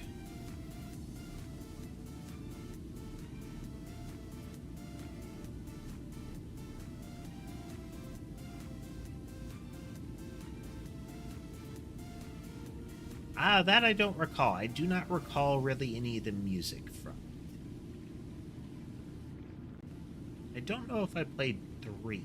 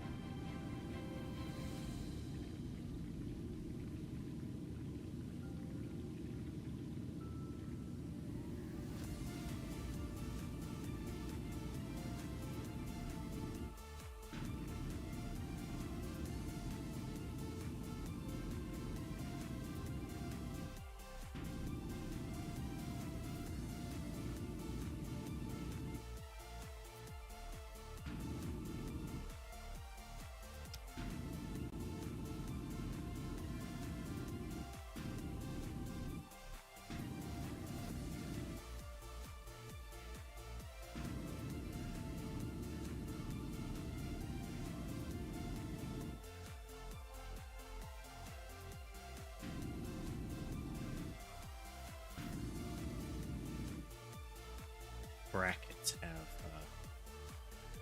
It's the whole thing.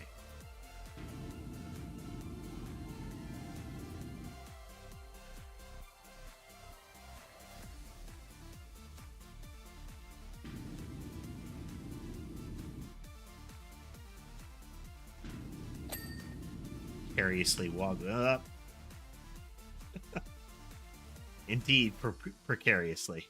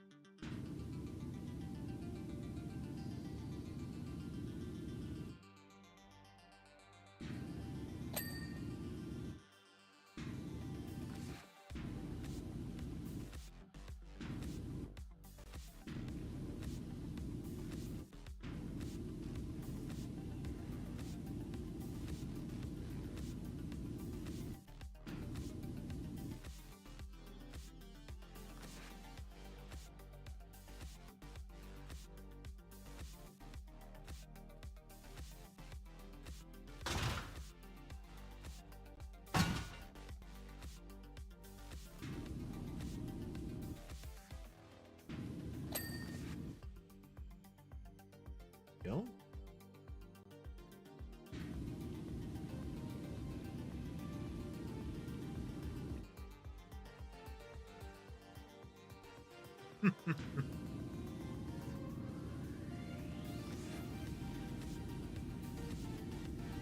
Always plenty of scammers available. I mean, one of the most common ads on type of ads on YouTube lately for me has been AI voiced over stock footage of, you know, known hack doodads like swamp heaters, that kind of, or swamp coolers, that kind of thing. Talking about it as if it's this amazing secret tech that the government is trying to hide from you. Order now before they shut us down.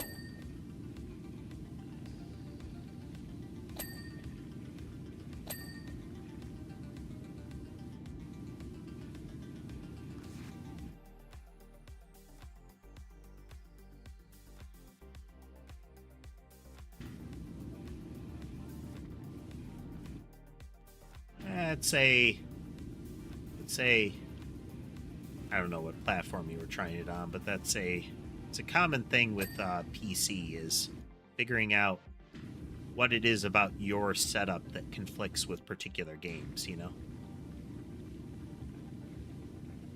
Or vice versa, however you want to look at it.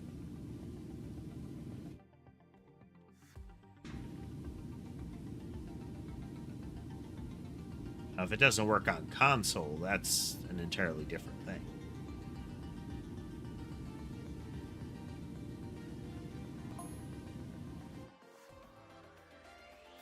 Right, more about the battle on the planet's surface. Apparently.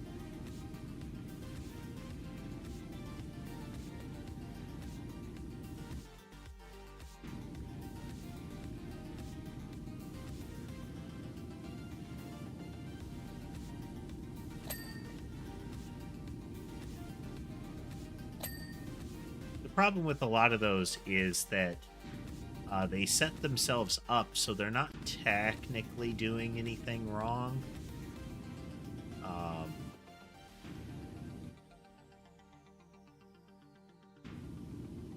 Like sometimes the things they're saying are not technically a lie. Just slight hyperbole, and at least there are a lot of places where that's allowed in advertising, even if it's severe hyperbole.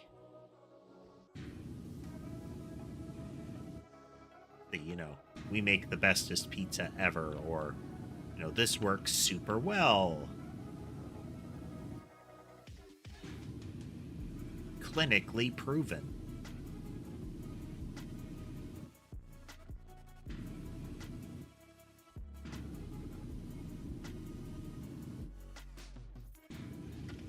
was given a paid sponsorship for this product, and it totally worked for me.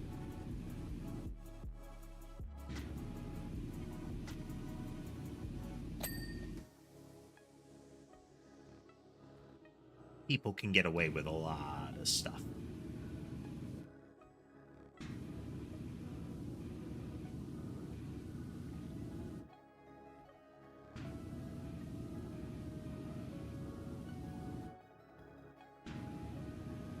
A lot of the systems that are put in place are not to protect the consumer. They're there to protect, like, the store that sells it or something like that.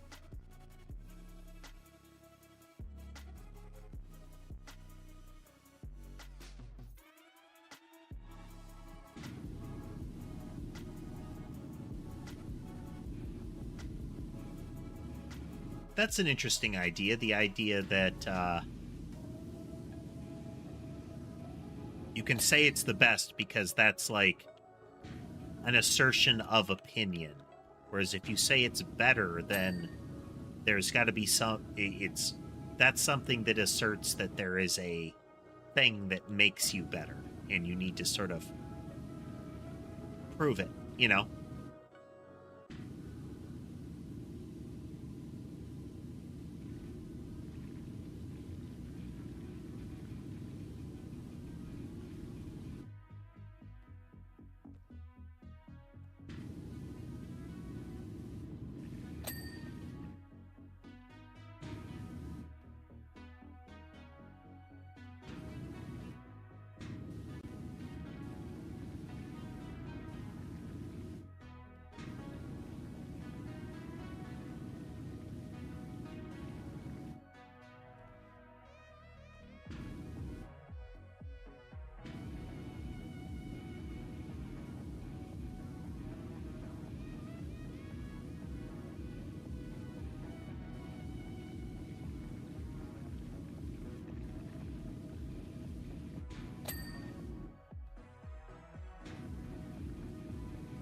I mean, one sad thing is you still got a lot of folks that are they wouldn't be able to advertise it if it wasn't true kind of thing.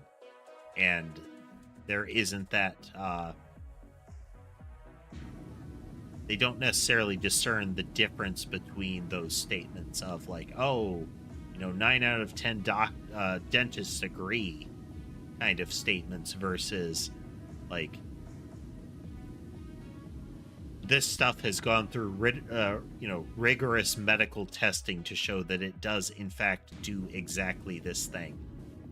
As opposed to, well, we had a clinical trial, and, of the 10 people that we put through the trial, 9 of them said that they had a positive result. The clinical trial with everything wrong with it.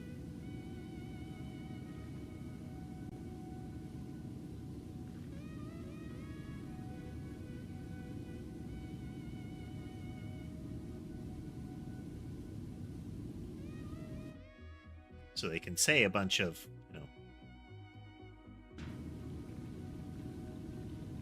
qualitative things and make true statements about a particular event that did happen,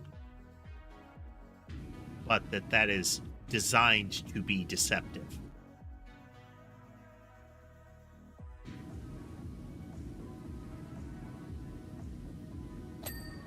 Not only did one of them not like it, lol, but it's also the idea that there were only 10 people in your test. And those 10 people said they had positive results. Not that you could prove that they had positive results, that this is something that was what you were looking for and was as a result of the thing you were testing, as opposed to some other factor.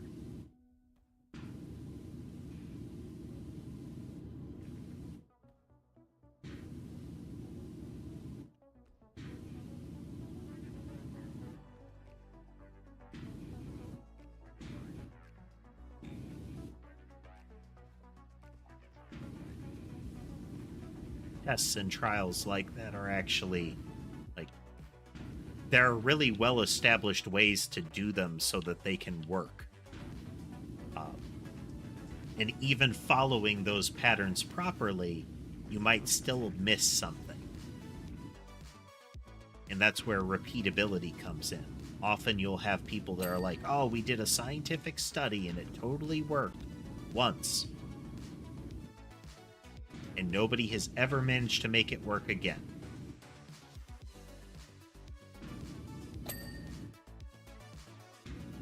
Often what you call that kind of study is a lie or a fluke, depending on, how willful it was.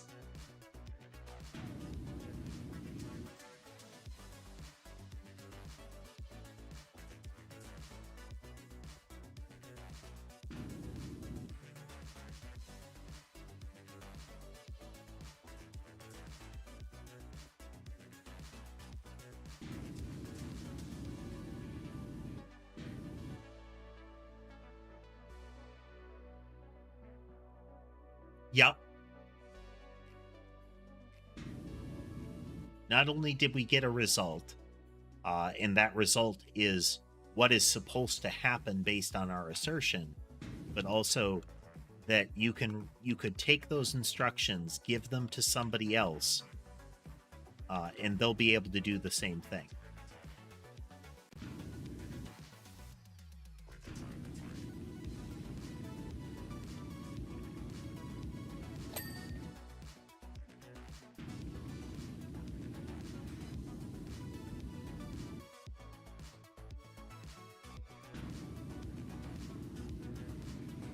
There are a lot of shoddy studies that really have a this one time at band camp kind of vibe to them.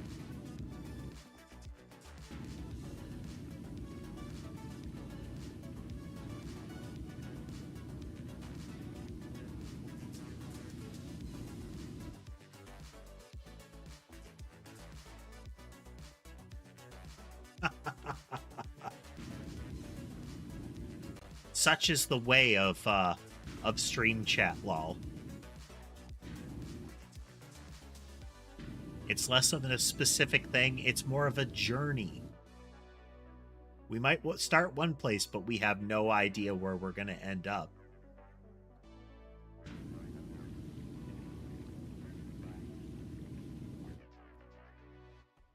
And I fell off the jet. I guess we're cleaning this part.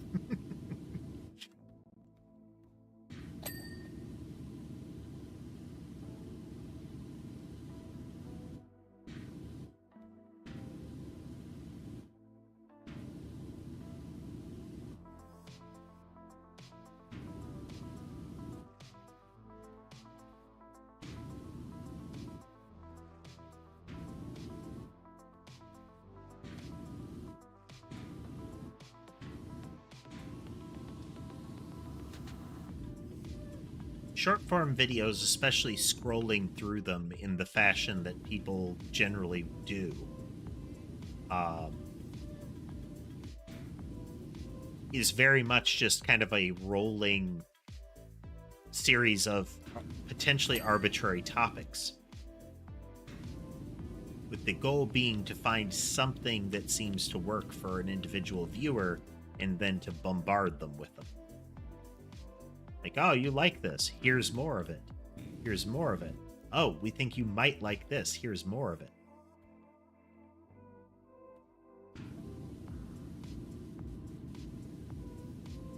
That's one of the things that, as far as how the YouTube algorithm works, a lot of people get backwards.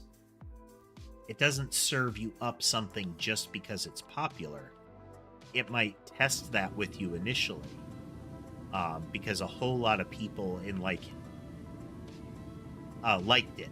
It'll effectively randomly sample first, and then based on that, it'll change the sample set and change the sample set until it gets an idea of, and we're anthropomorphizing a bit, but until it gets an idea of what seems to work, which groups it sticks with, and then it will keep showing it to those groups until they stop looking. So if it's not working, it's not that Your content isn't necessarily being shown to people. It is, but those people aren't engaging with it.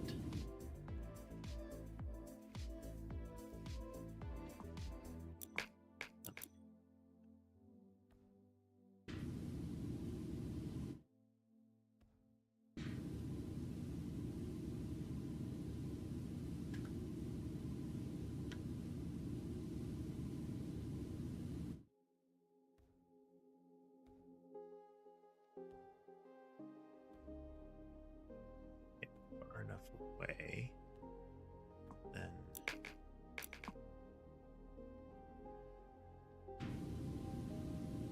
there we go. Take the opposite path that I was trying.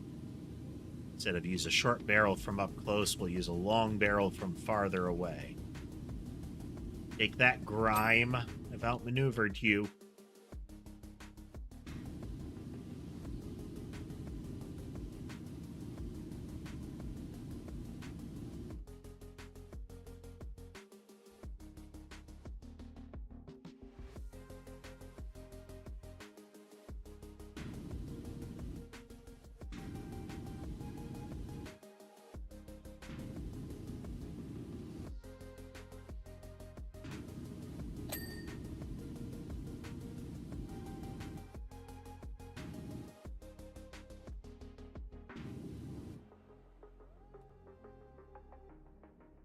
It's both accurate, and one of our jokes with the stream regularly is, this is an educational stream. We learn things here.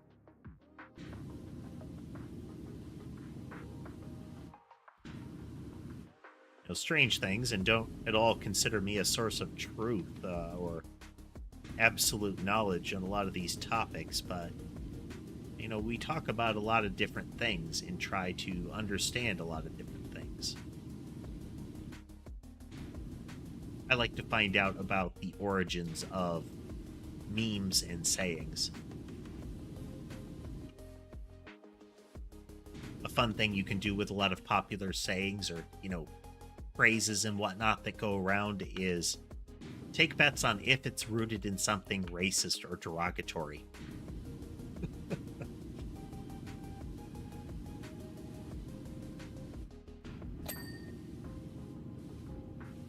Pro tip, most of them usually are.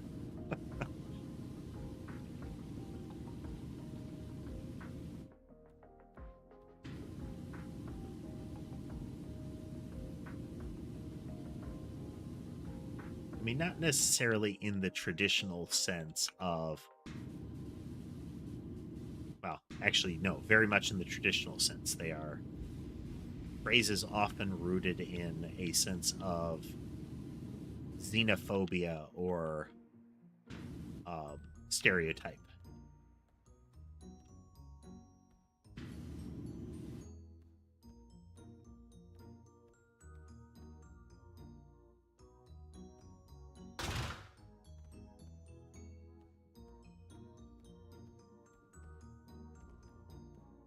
Actually appropriate to mention the idea of xenophobia when we are doing 40k content.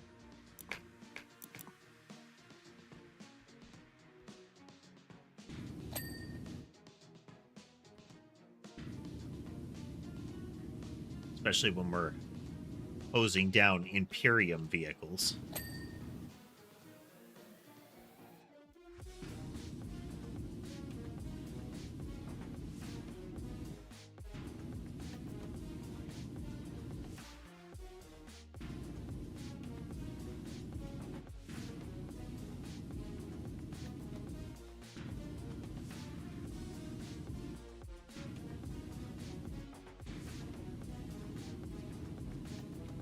I was actually looking up AdMech sayings or quotes attributed to AdMech characters for the name of this stream.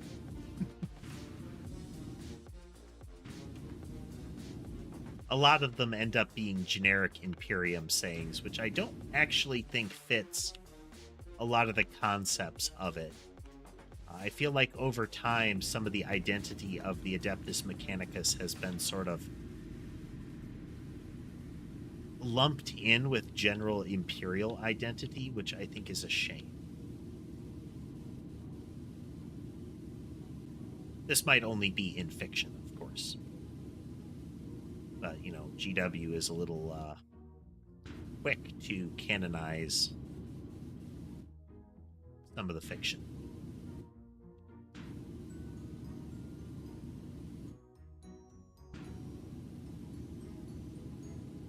See, I still feel like they did orcs a disservice by making it canon that the Weird Boys don't actually make tech that works because they know how to make tech that looks like garbage actually functional. It's just that enough orcs believe that it works, so it's okay.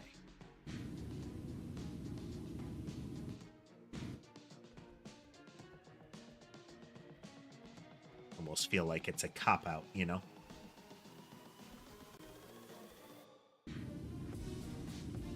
In the same way, one of the gimmicks of the AdMech is supposed to be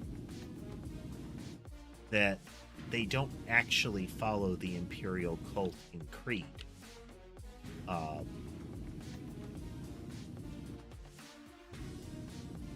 And it's not that they refuse to use xenotechnology, it's that they're very circumspect about it. They sort of play nice with the Imperium and recognize that there are things that are outside of their own orthodoxy that they don't like to touch.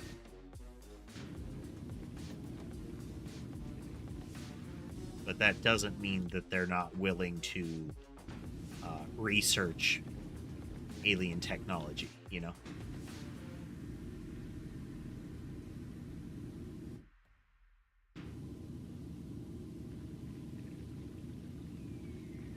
It's much more of a let's take a look for science kind of thing.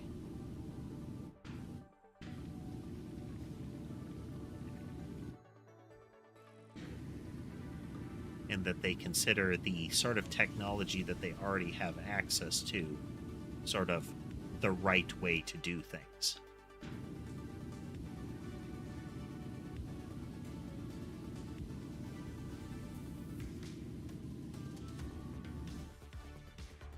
Hey there, Lewis.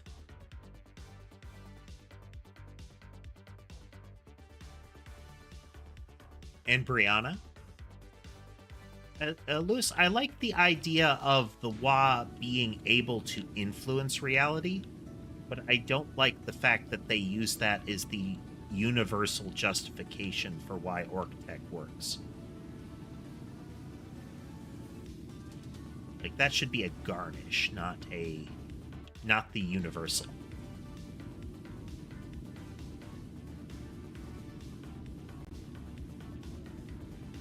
Unless I'm misinterpreting what you said.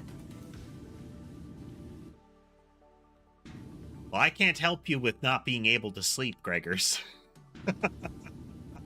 I'm not the person to come to for that kind of question or assertion.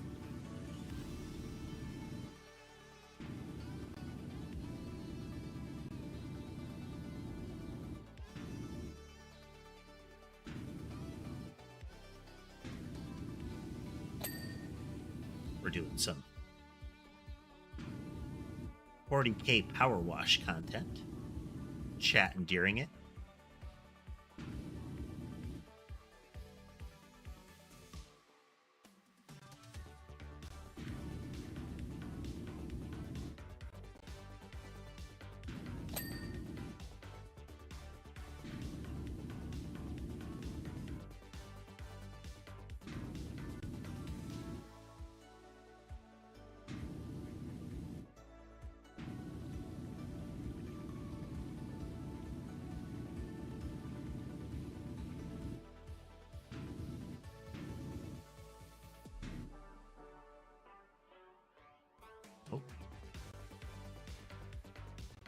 Can't recall if I've ever seen a Thunderhawk with such a big gun on top of it.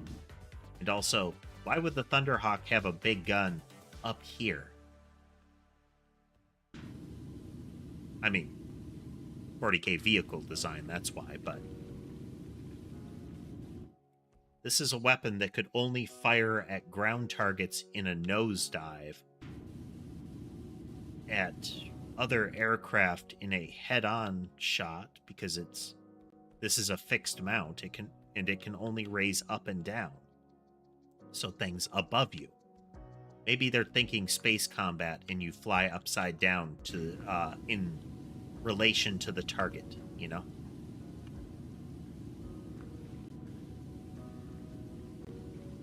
But yeah, 40K vehicle design.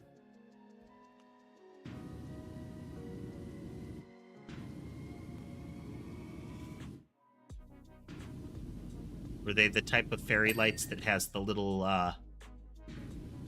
Bluetooth controller that lets you make them change color and, like, strobe and whatnot?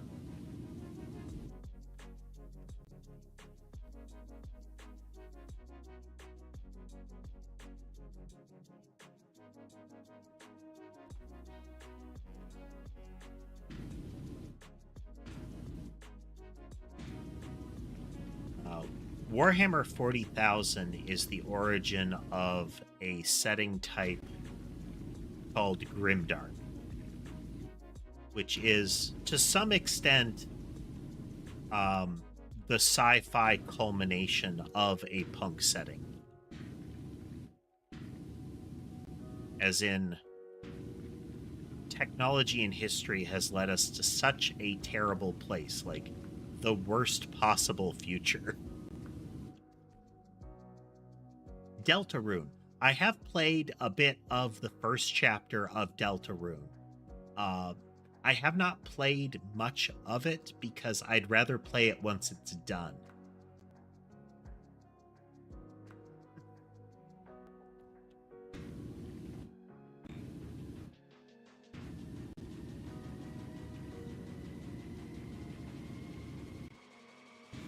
I mean, I feel like if I was as athletic as the characters in this game, and I had power washing equipment that was that capable, I think I could call down that kind of money. Like, if I had a power washer that could do this. Undertale I have played. I loved Undertale. I've only done normal and pacifist runs. I refuse to do a genocide run. Because I don't feel the need to destroy my what I liked about the narrative, like what so charmed me about the narrative, as well as my like of the gameplay. Because a genocide run is designed to be unpleasant in every way. Both in what you are doing, but also how you have to do it.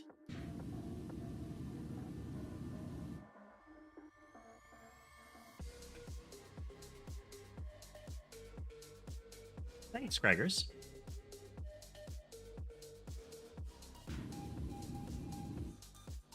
But I love playing through Undertale. It is great.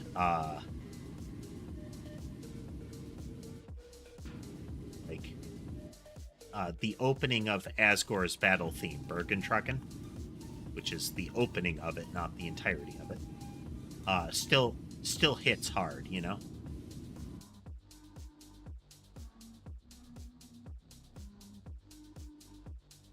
I have not played Up. I'm not big on platformers at all. In my youth, I played a lot of platformers. Your Marios and your Mega Men. But I have managed to develop a feeling of vertigo playing that kind of game, and it's not pleasant. Oh, lift attack wing.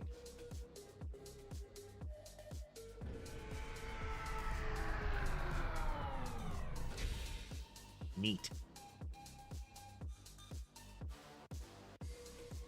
Can I lift gun? Can we lift gun?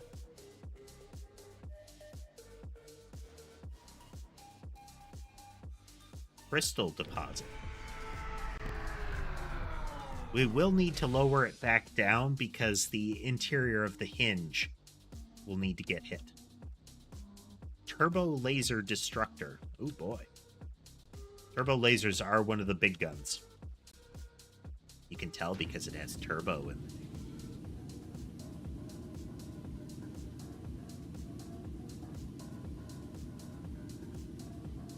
They will also use things like macro and whatnot for those kind of things. Macro appropriate being like the smaller one, but big.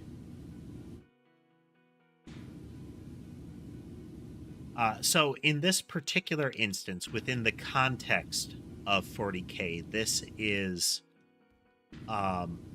essentially a machine technician washing war machines down that are being sent down to a planet to retrieve something in a battlefield, essentially.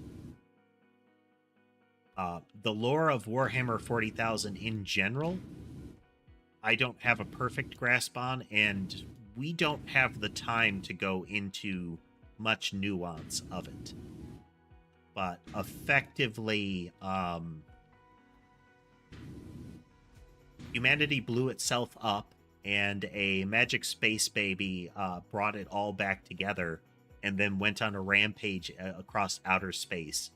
And some of the magic space baby's soldiers got angry with him and turned against him. And there was a big war, and now everything is even worse, and there are aliens. That is 40K.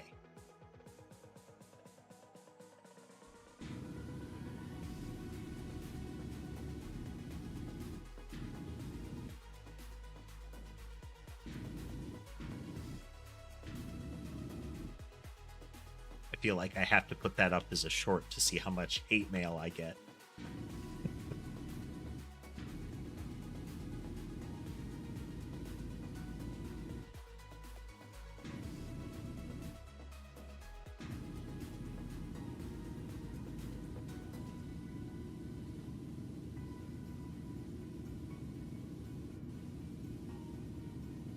But interestingly, the default game, this is DLC for PowerWash Simulator, the default game has lore and a story as well. Even though you are just playing as somebody who starts up a kind of out-of-their-garage power washing business, they get a van and some equipment, and they take commissions around town to wash things. There is a story and lore in that. It is pretty amusing. It is engaging.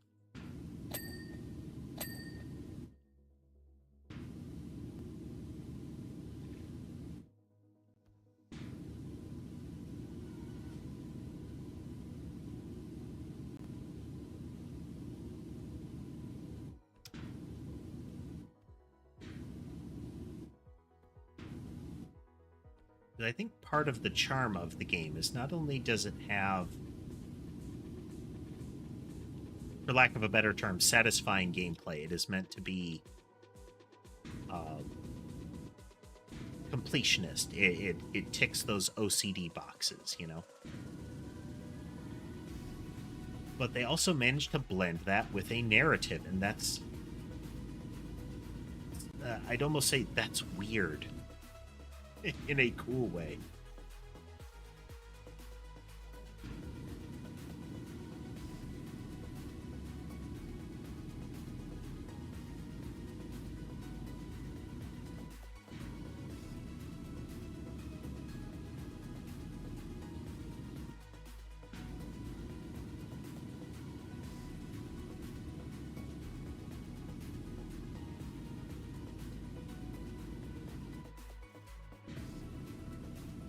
Personally, for me, the core gameplay, one of the elements of the core gameplay that I love the most is when you finish cleaning a particular object sufficiently that it is almost completely clean, that you get a nice little ding sound, it flashes gold, and it cleans up like that.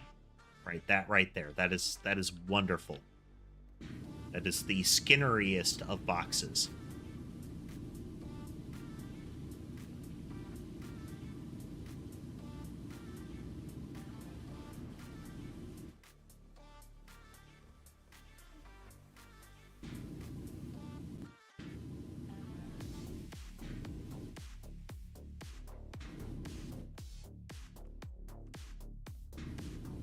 Makes that little lizard brain happy, you know?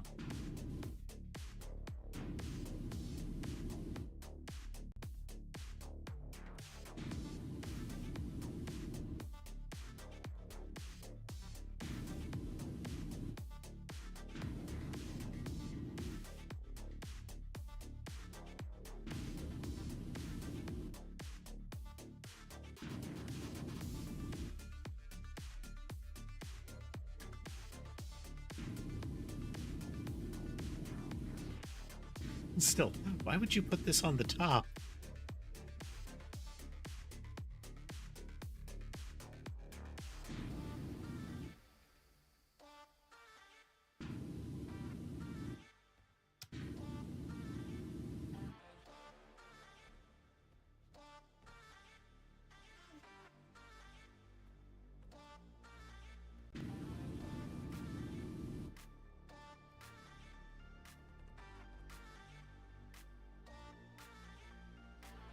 It's not even like it needs it's such a big heavy gun that it needs the reinforcement of the whole spine of the ship to handle it, because it's on a pivot.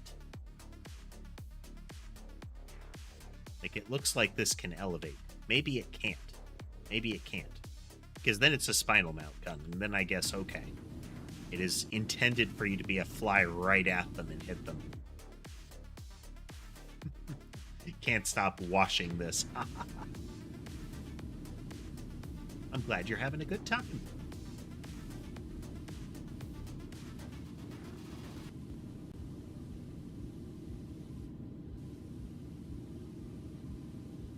I want to at least finish the Thunderhawk today. Let's see if we can do it. Let's see if we can get there.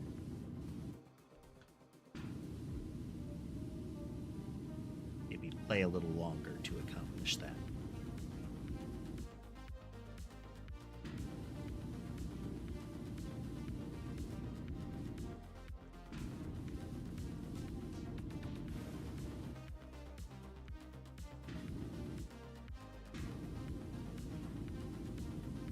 That's why we're going to have to lower the attack wing again, is to get at the other side there.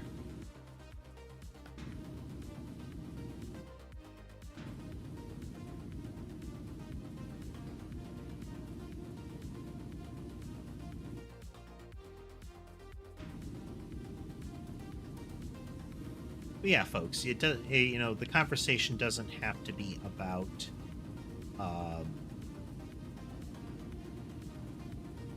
the game or the DLC. I mean, if you want to, that's perfectly fine.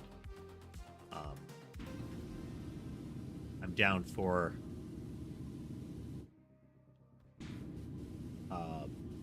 amateur talk about 40K, let's call it, or PowerWash, as much as you like.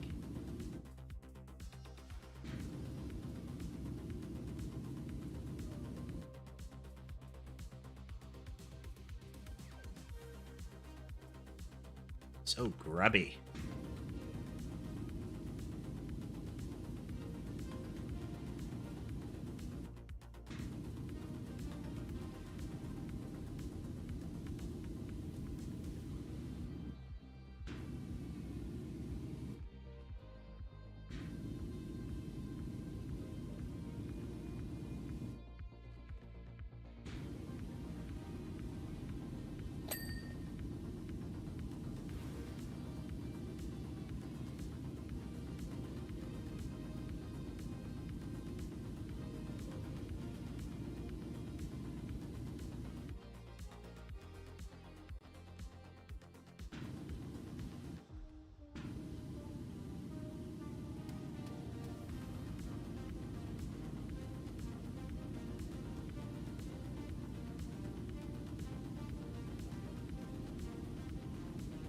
Near this away.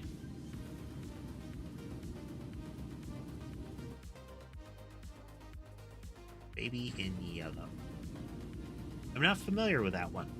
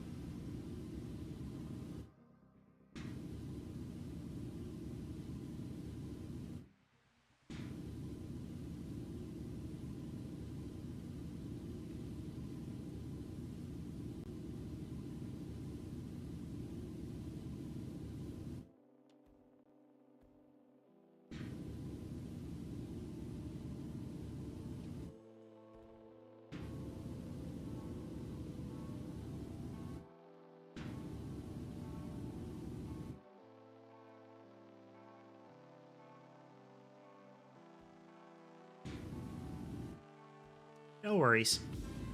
Generally, I mean, with spoilers, newer content, there is a line at which I will say, past a particular point chronologically, spoilers don't count anymore.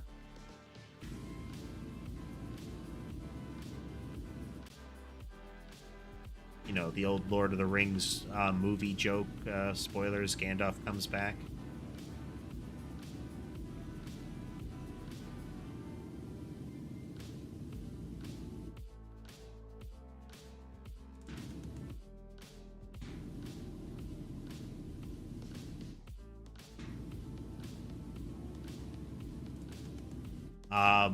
Generally, with the spoilers call out for that Nightbot gives, that's more for the game we're playing and the games we play. Don't spoil it.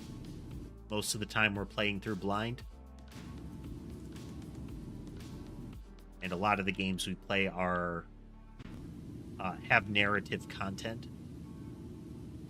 so it's more fun to find out organically.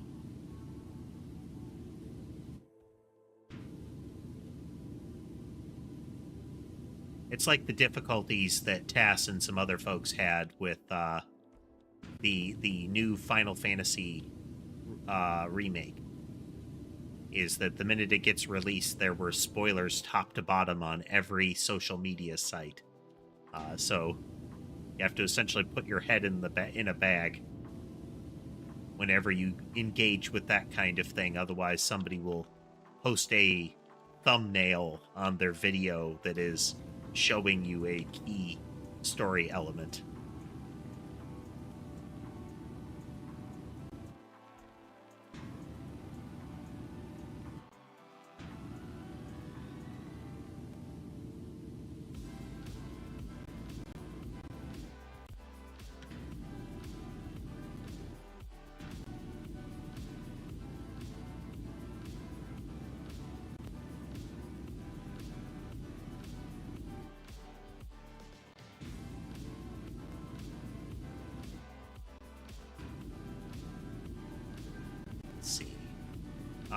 It's hitting theaters, so it'll be a bit before I'll watch it, because I don't really have the urge to pay theater money to see movies much lately. Is Imaginary. That seems to be the right sort of creepy for me.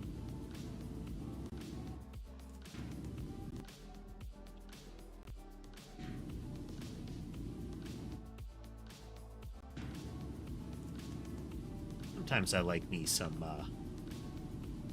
the kind of horror that comes from, let's stop and think about this for a moment kind of stuff.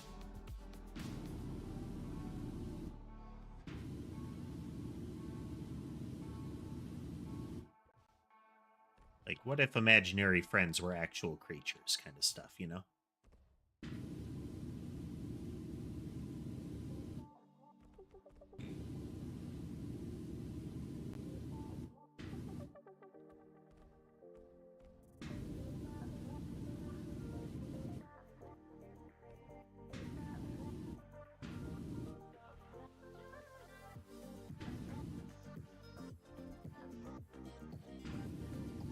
Horror is one of those genres that actually has a lot more subcategories than people often give them credit for. They're just like, oh, they're, jump scary, gory things. And it's like, there's a lot of different types. And I think, like I said earlier, jump scare is fun now and again.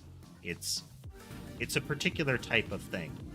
I don't like it when the entire experience is built on that.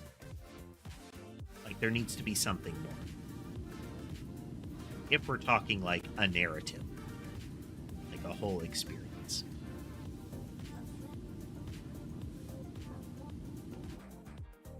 It's why the observation duty games work for me.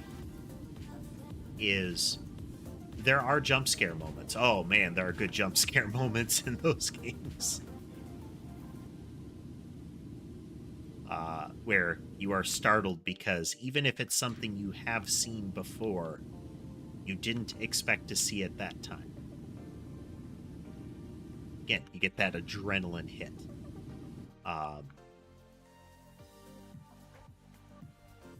But it's just as much a spot the difference thing, where you're trying to remember, was that there before? Did that move? So there's... the jump scares happen, but the core gameplay is spot the difference. And I think that's what does it, you know?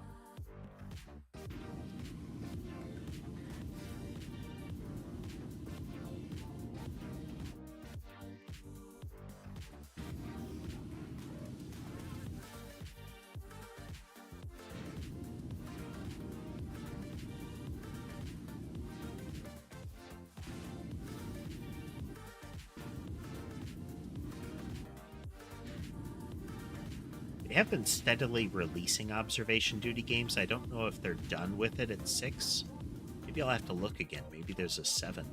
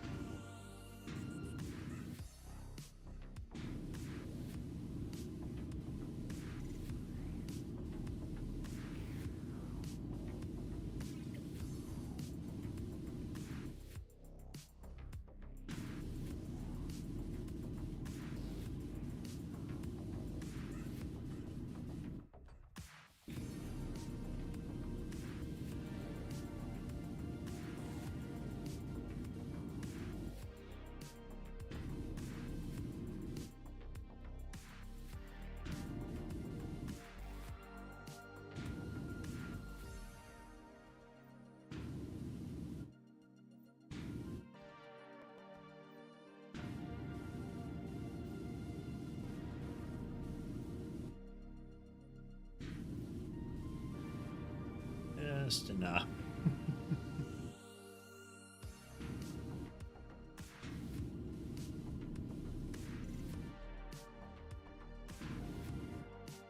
It's kind of like when you hold the hotkey, the little crouch walk hotkey in Minecraft when you're on an edge, so that you can go right up to the limit of falling off without doing so you can do things like, you know, place a block underneath you kind of stuff.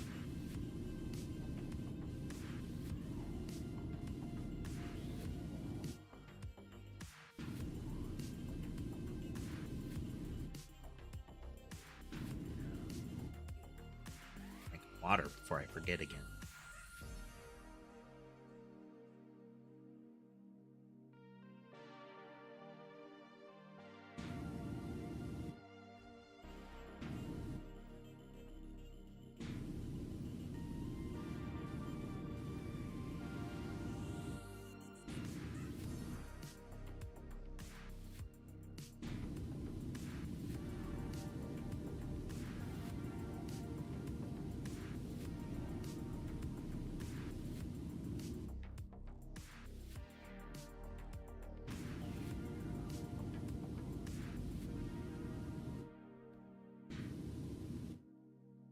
So one of the things, I don't know if this is the same kind that can do it, but one of the things that these ships are used for is a spaceship to spaceship boarding ship.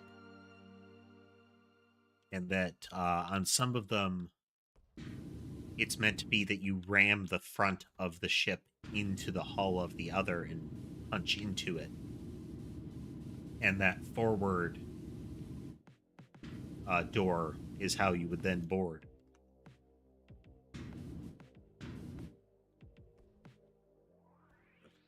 Spike your ship in, you know?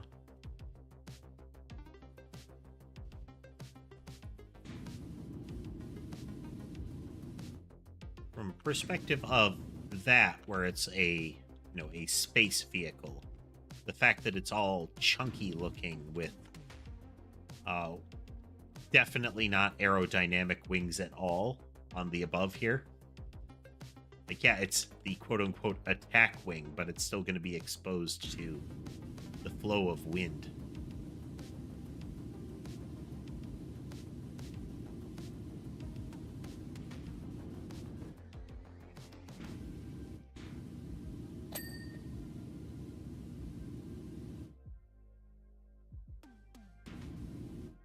As cannons.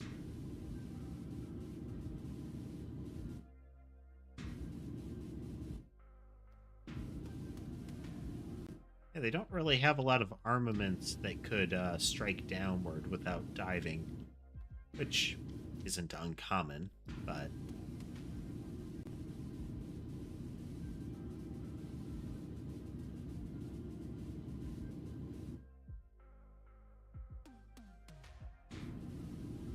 yeah.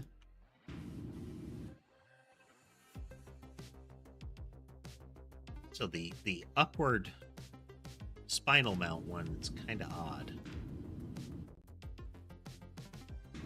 Really, I'd really think that would be on the bottom.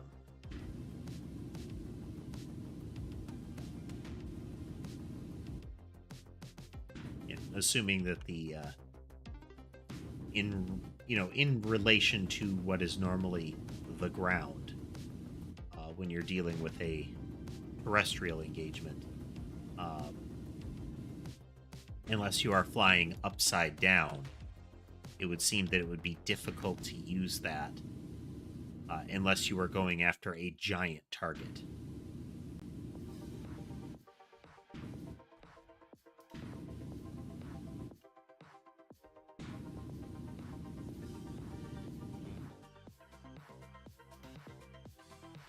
Whereas if it were underneath, you could potentially fire lower, or at least get an angle lower than you could otherwise.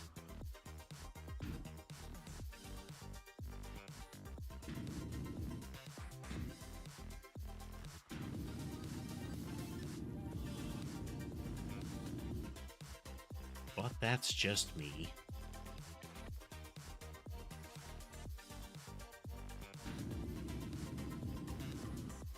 Don't think we're going to get through this one today. I get that impression.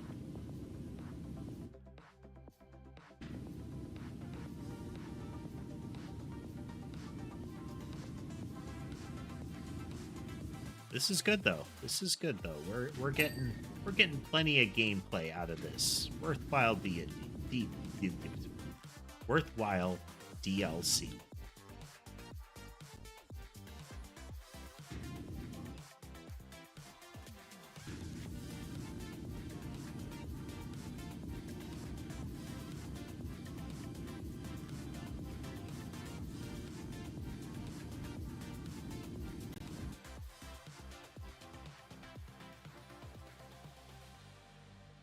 Got a whole other attack wing. We've got the entire rear of the ship, more or less. Got the underside of the one attack wing still.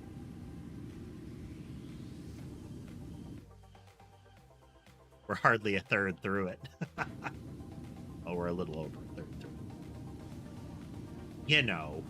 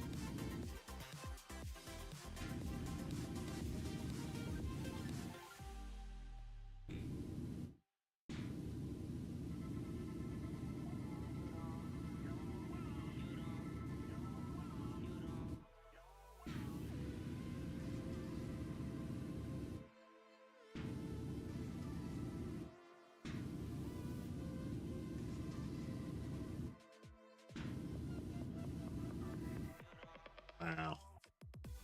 Great deal of ground to cover. Let's see if we can get the underside of this attack wing.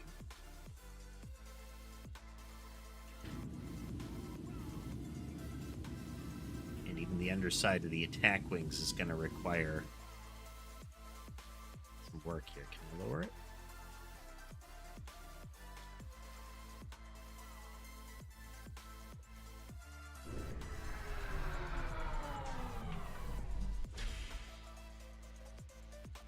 That'll let me get some more of it easier, I guess. Some more of it easier.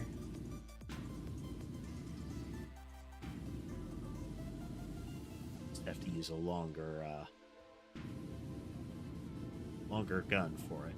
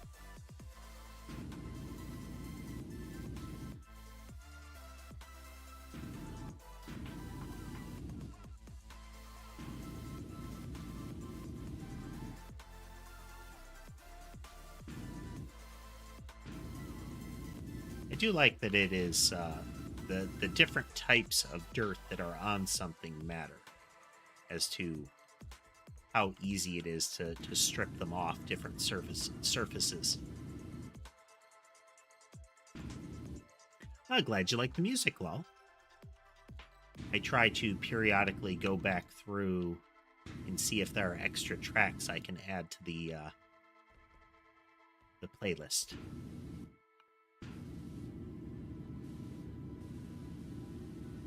That is new types of music and samples of that, or if it's going to be just more of what I've already got there.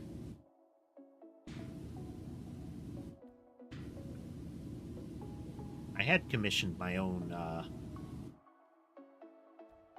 essentially my own theme tracks for the stream, but people kept copy claiming them.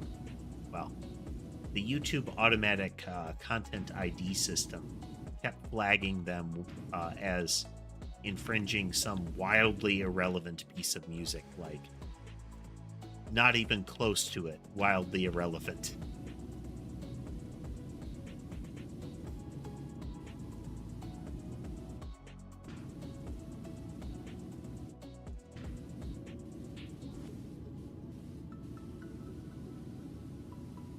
So instead, I've been using stuff by Epidemic Sound, which is a service that you essentially subscribe to that gives you access to their music. And they carefully curate the IP on platforms like YouTube and Twitch and the like. So they will take action to remove any false claims to that music, or if Content ID flags it incorrectly, they'll remove that for you.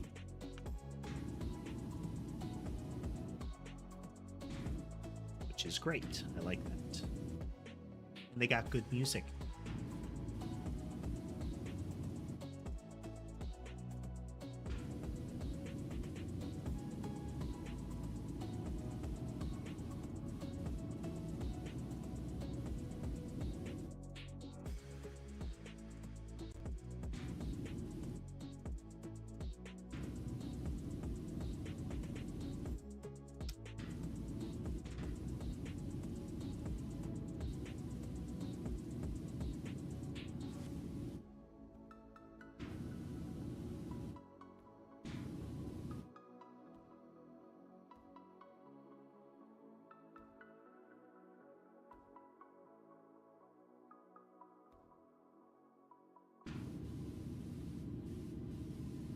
Pretty close to this whole las cannon being done. Looks like it.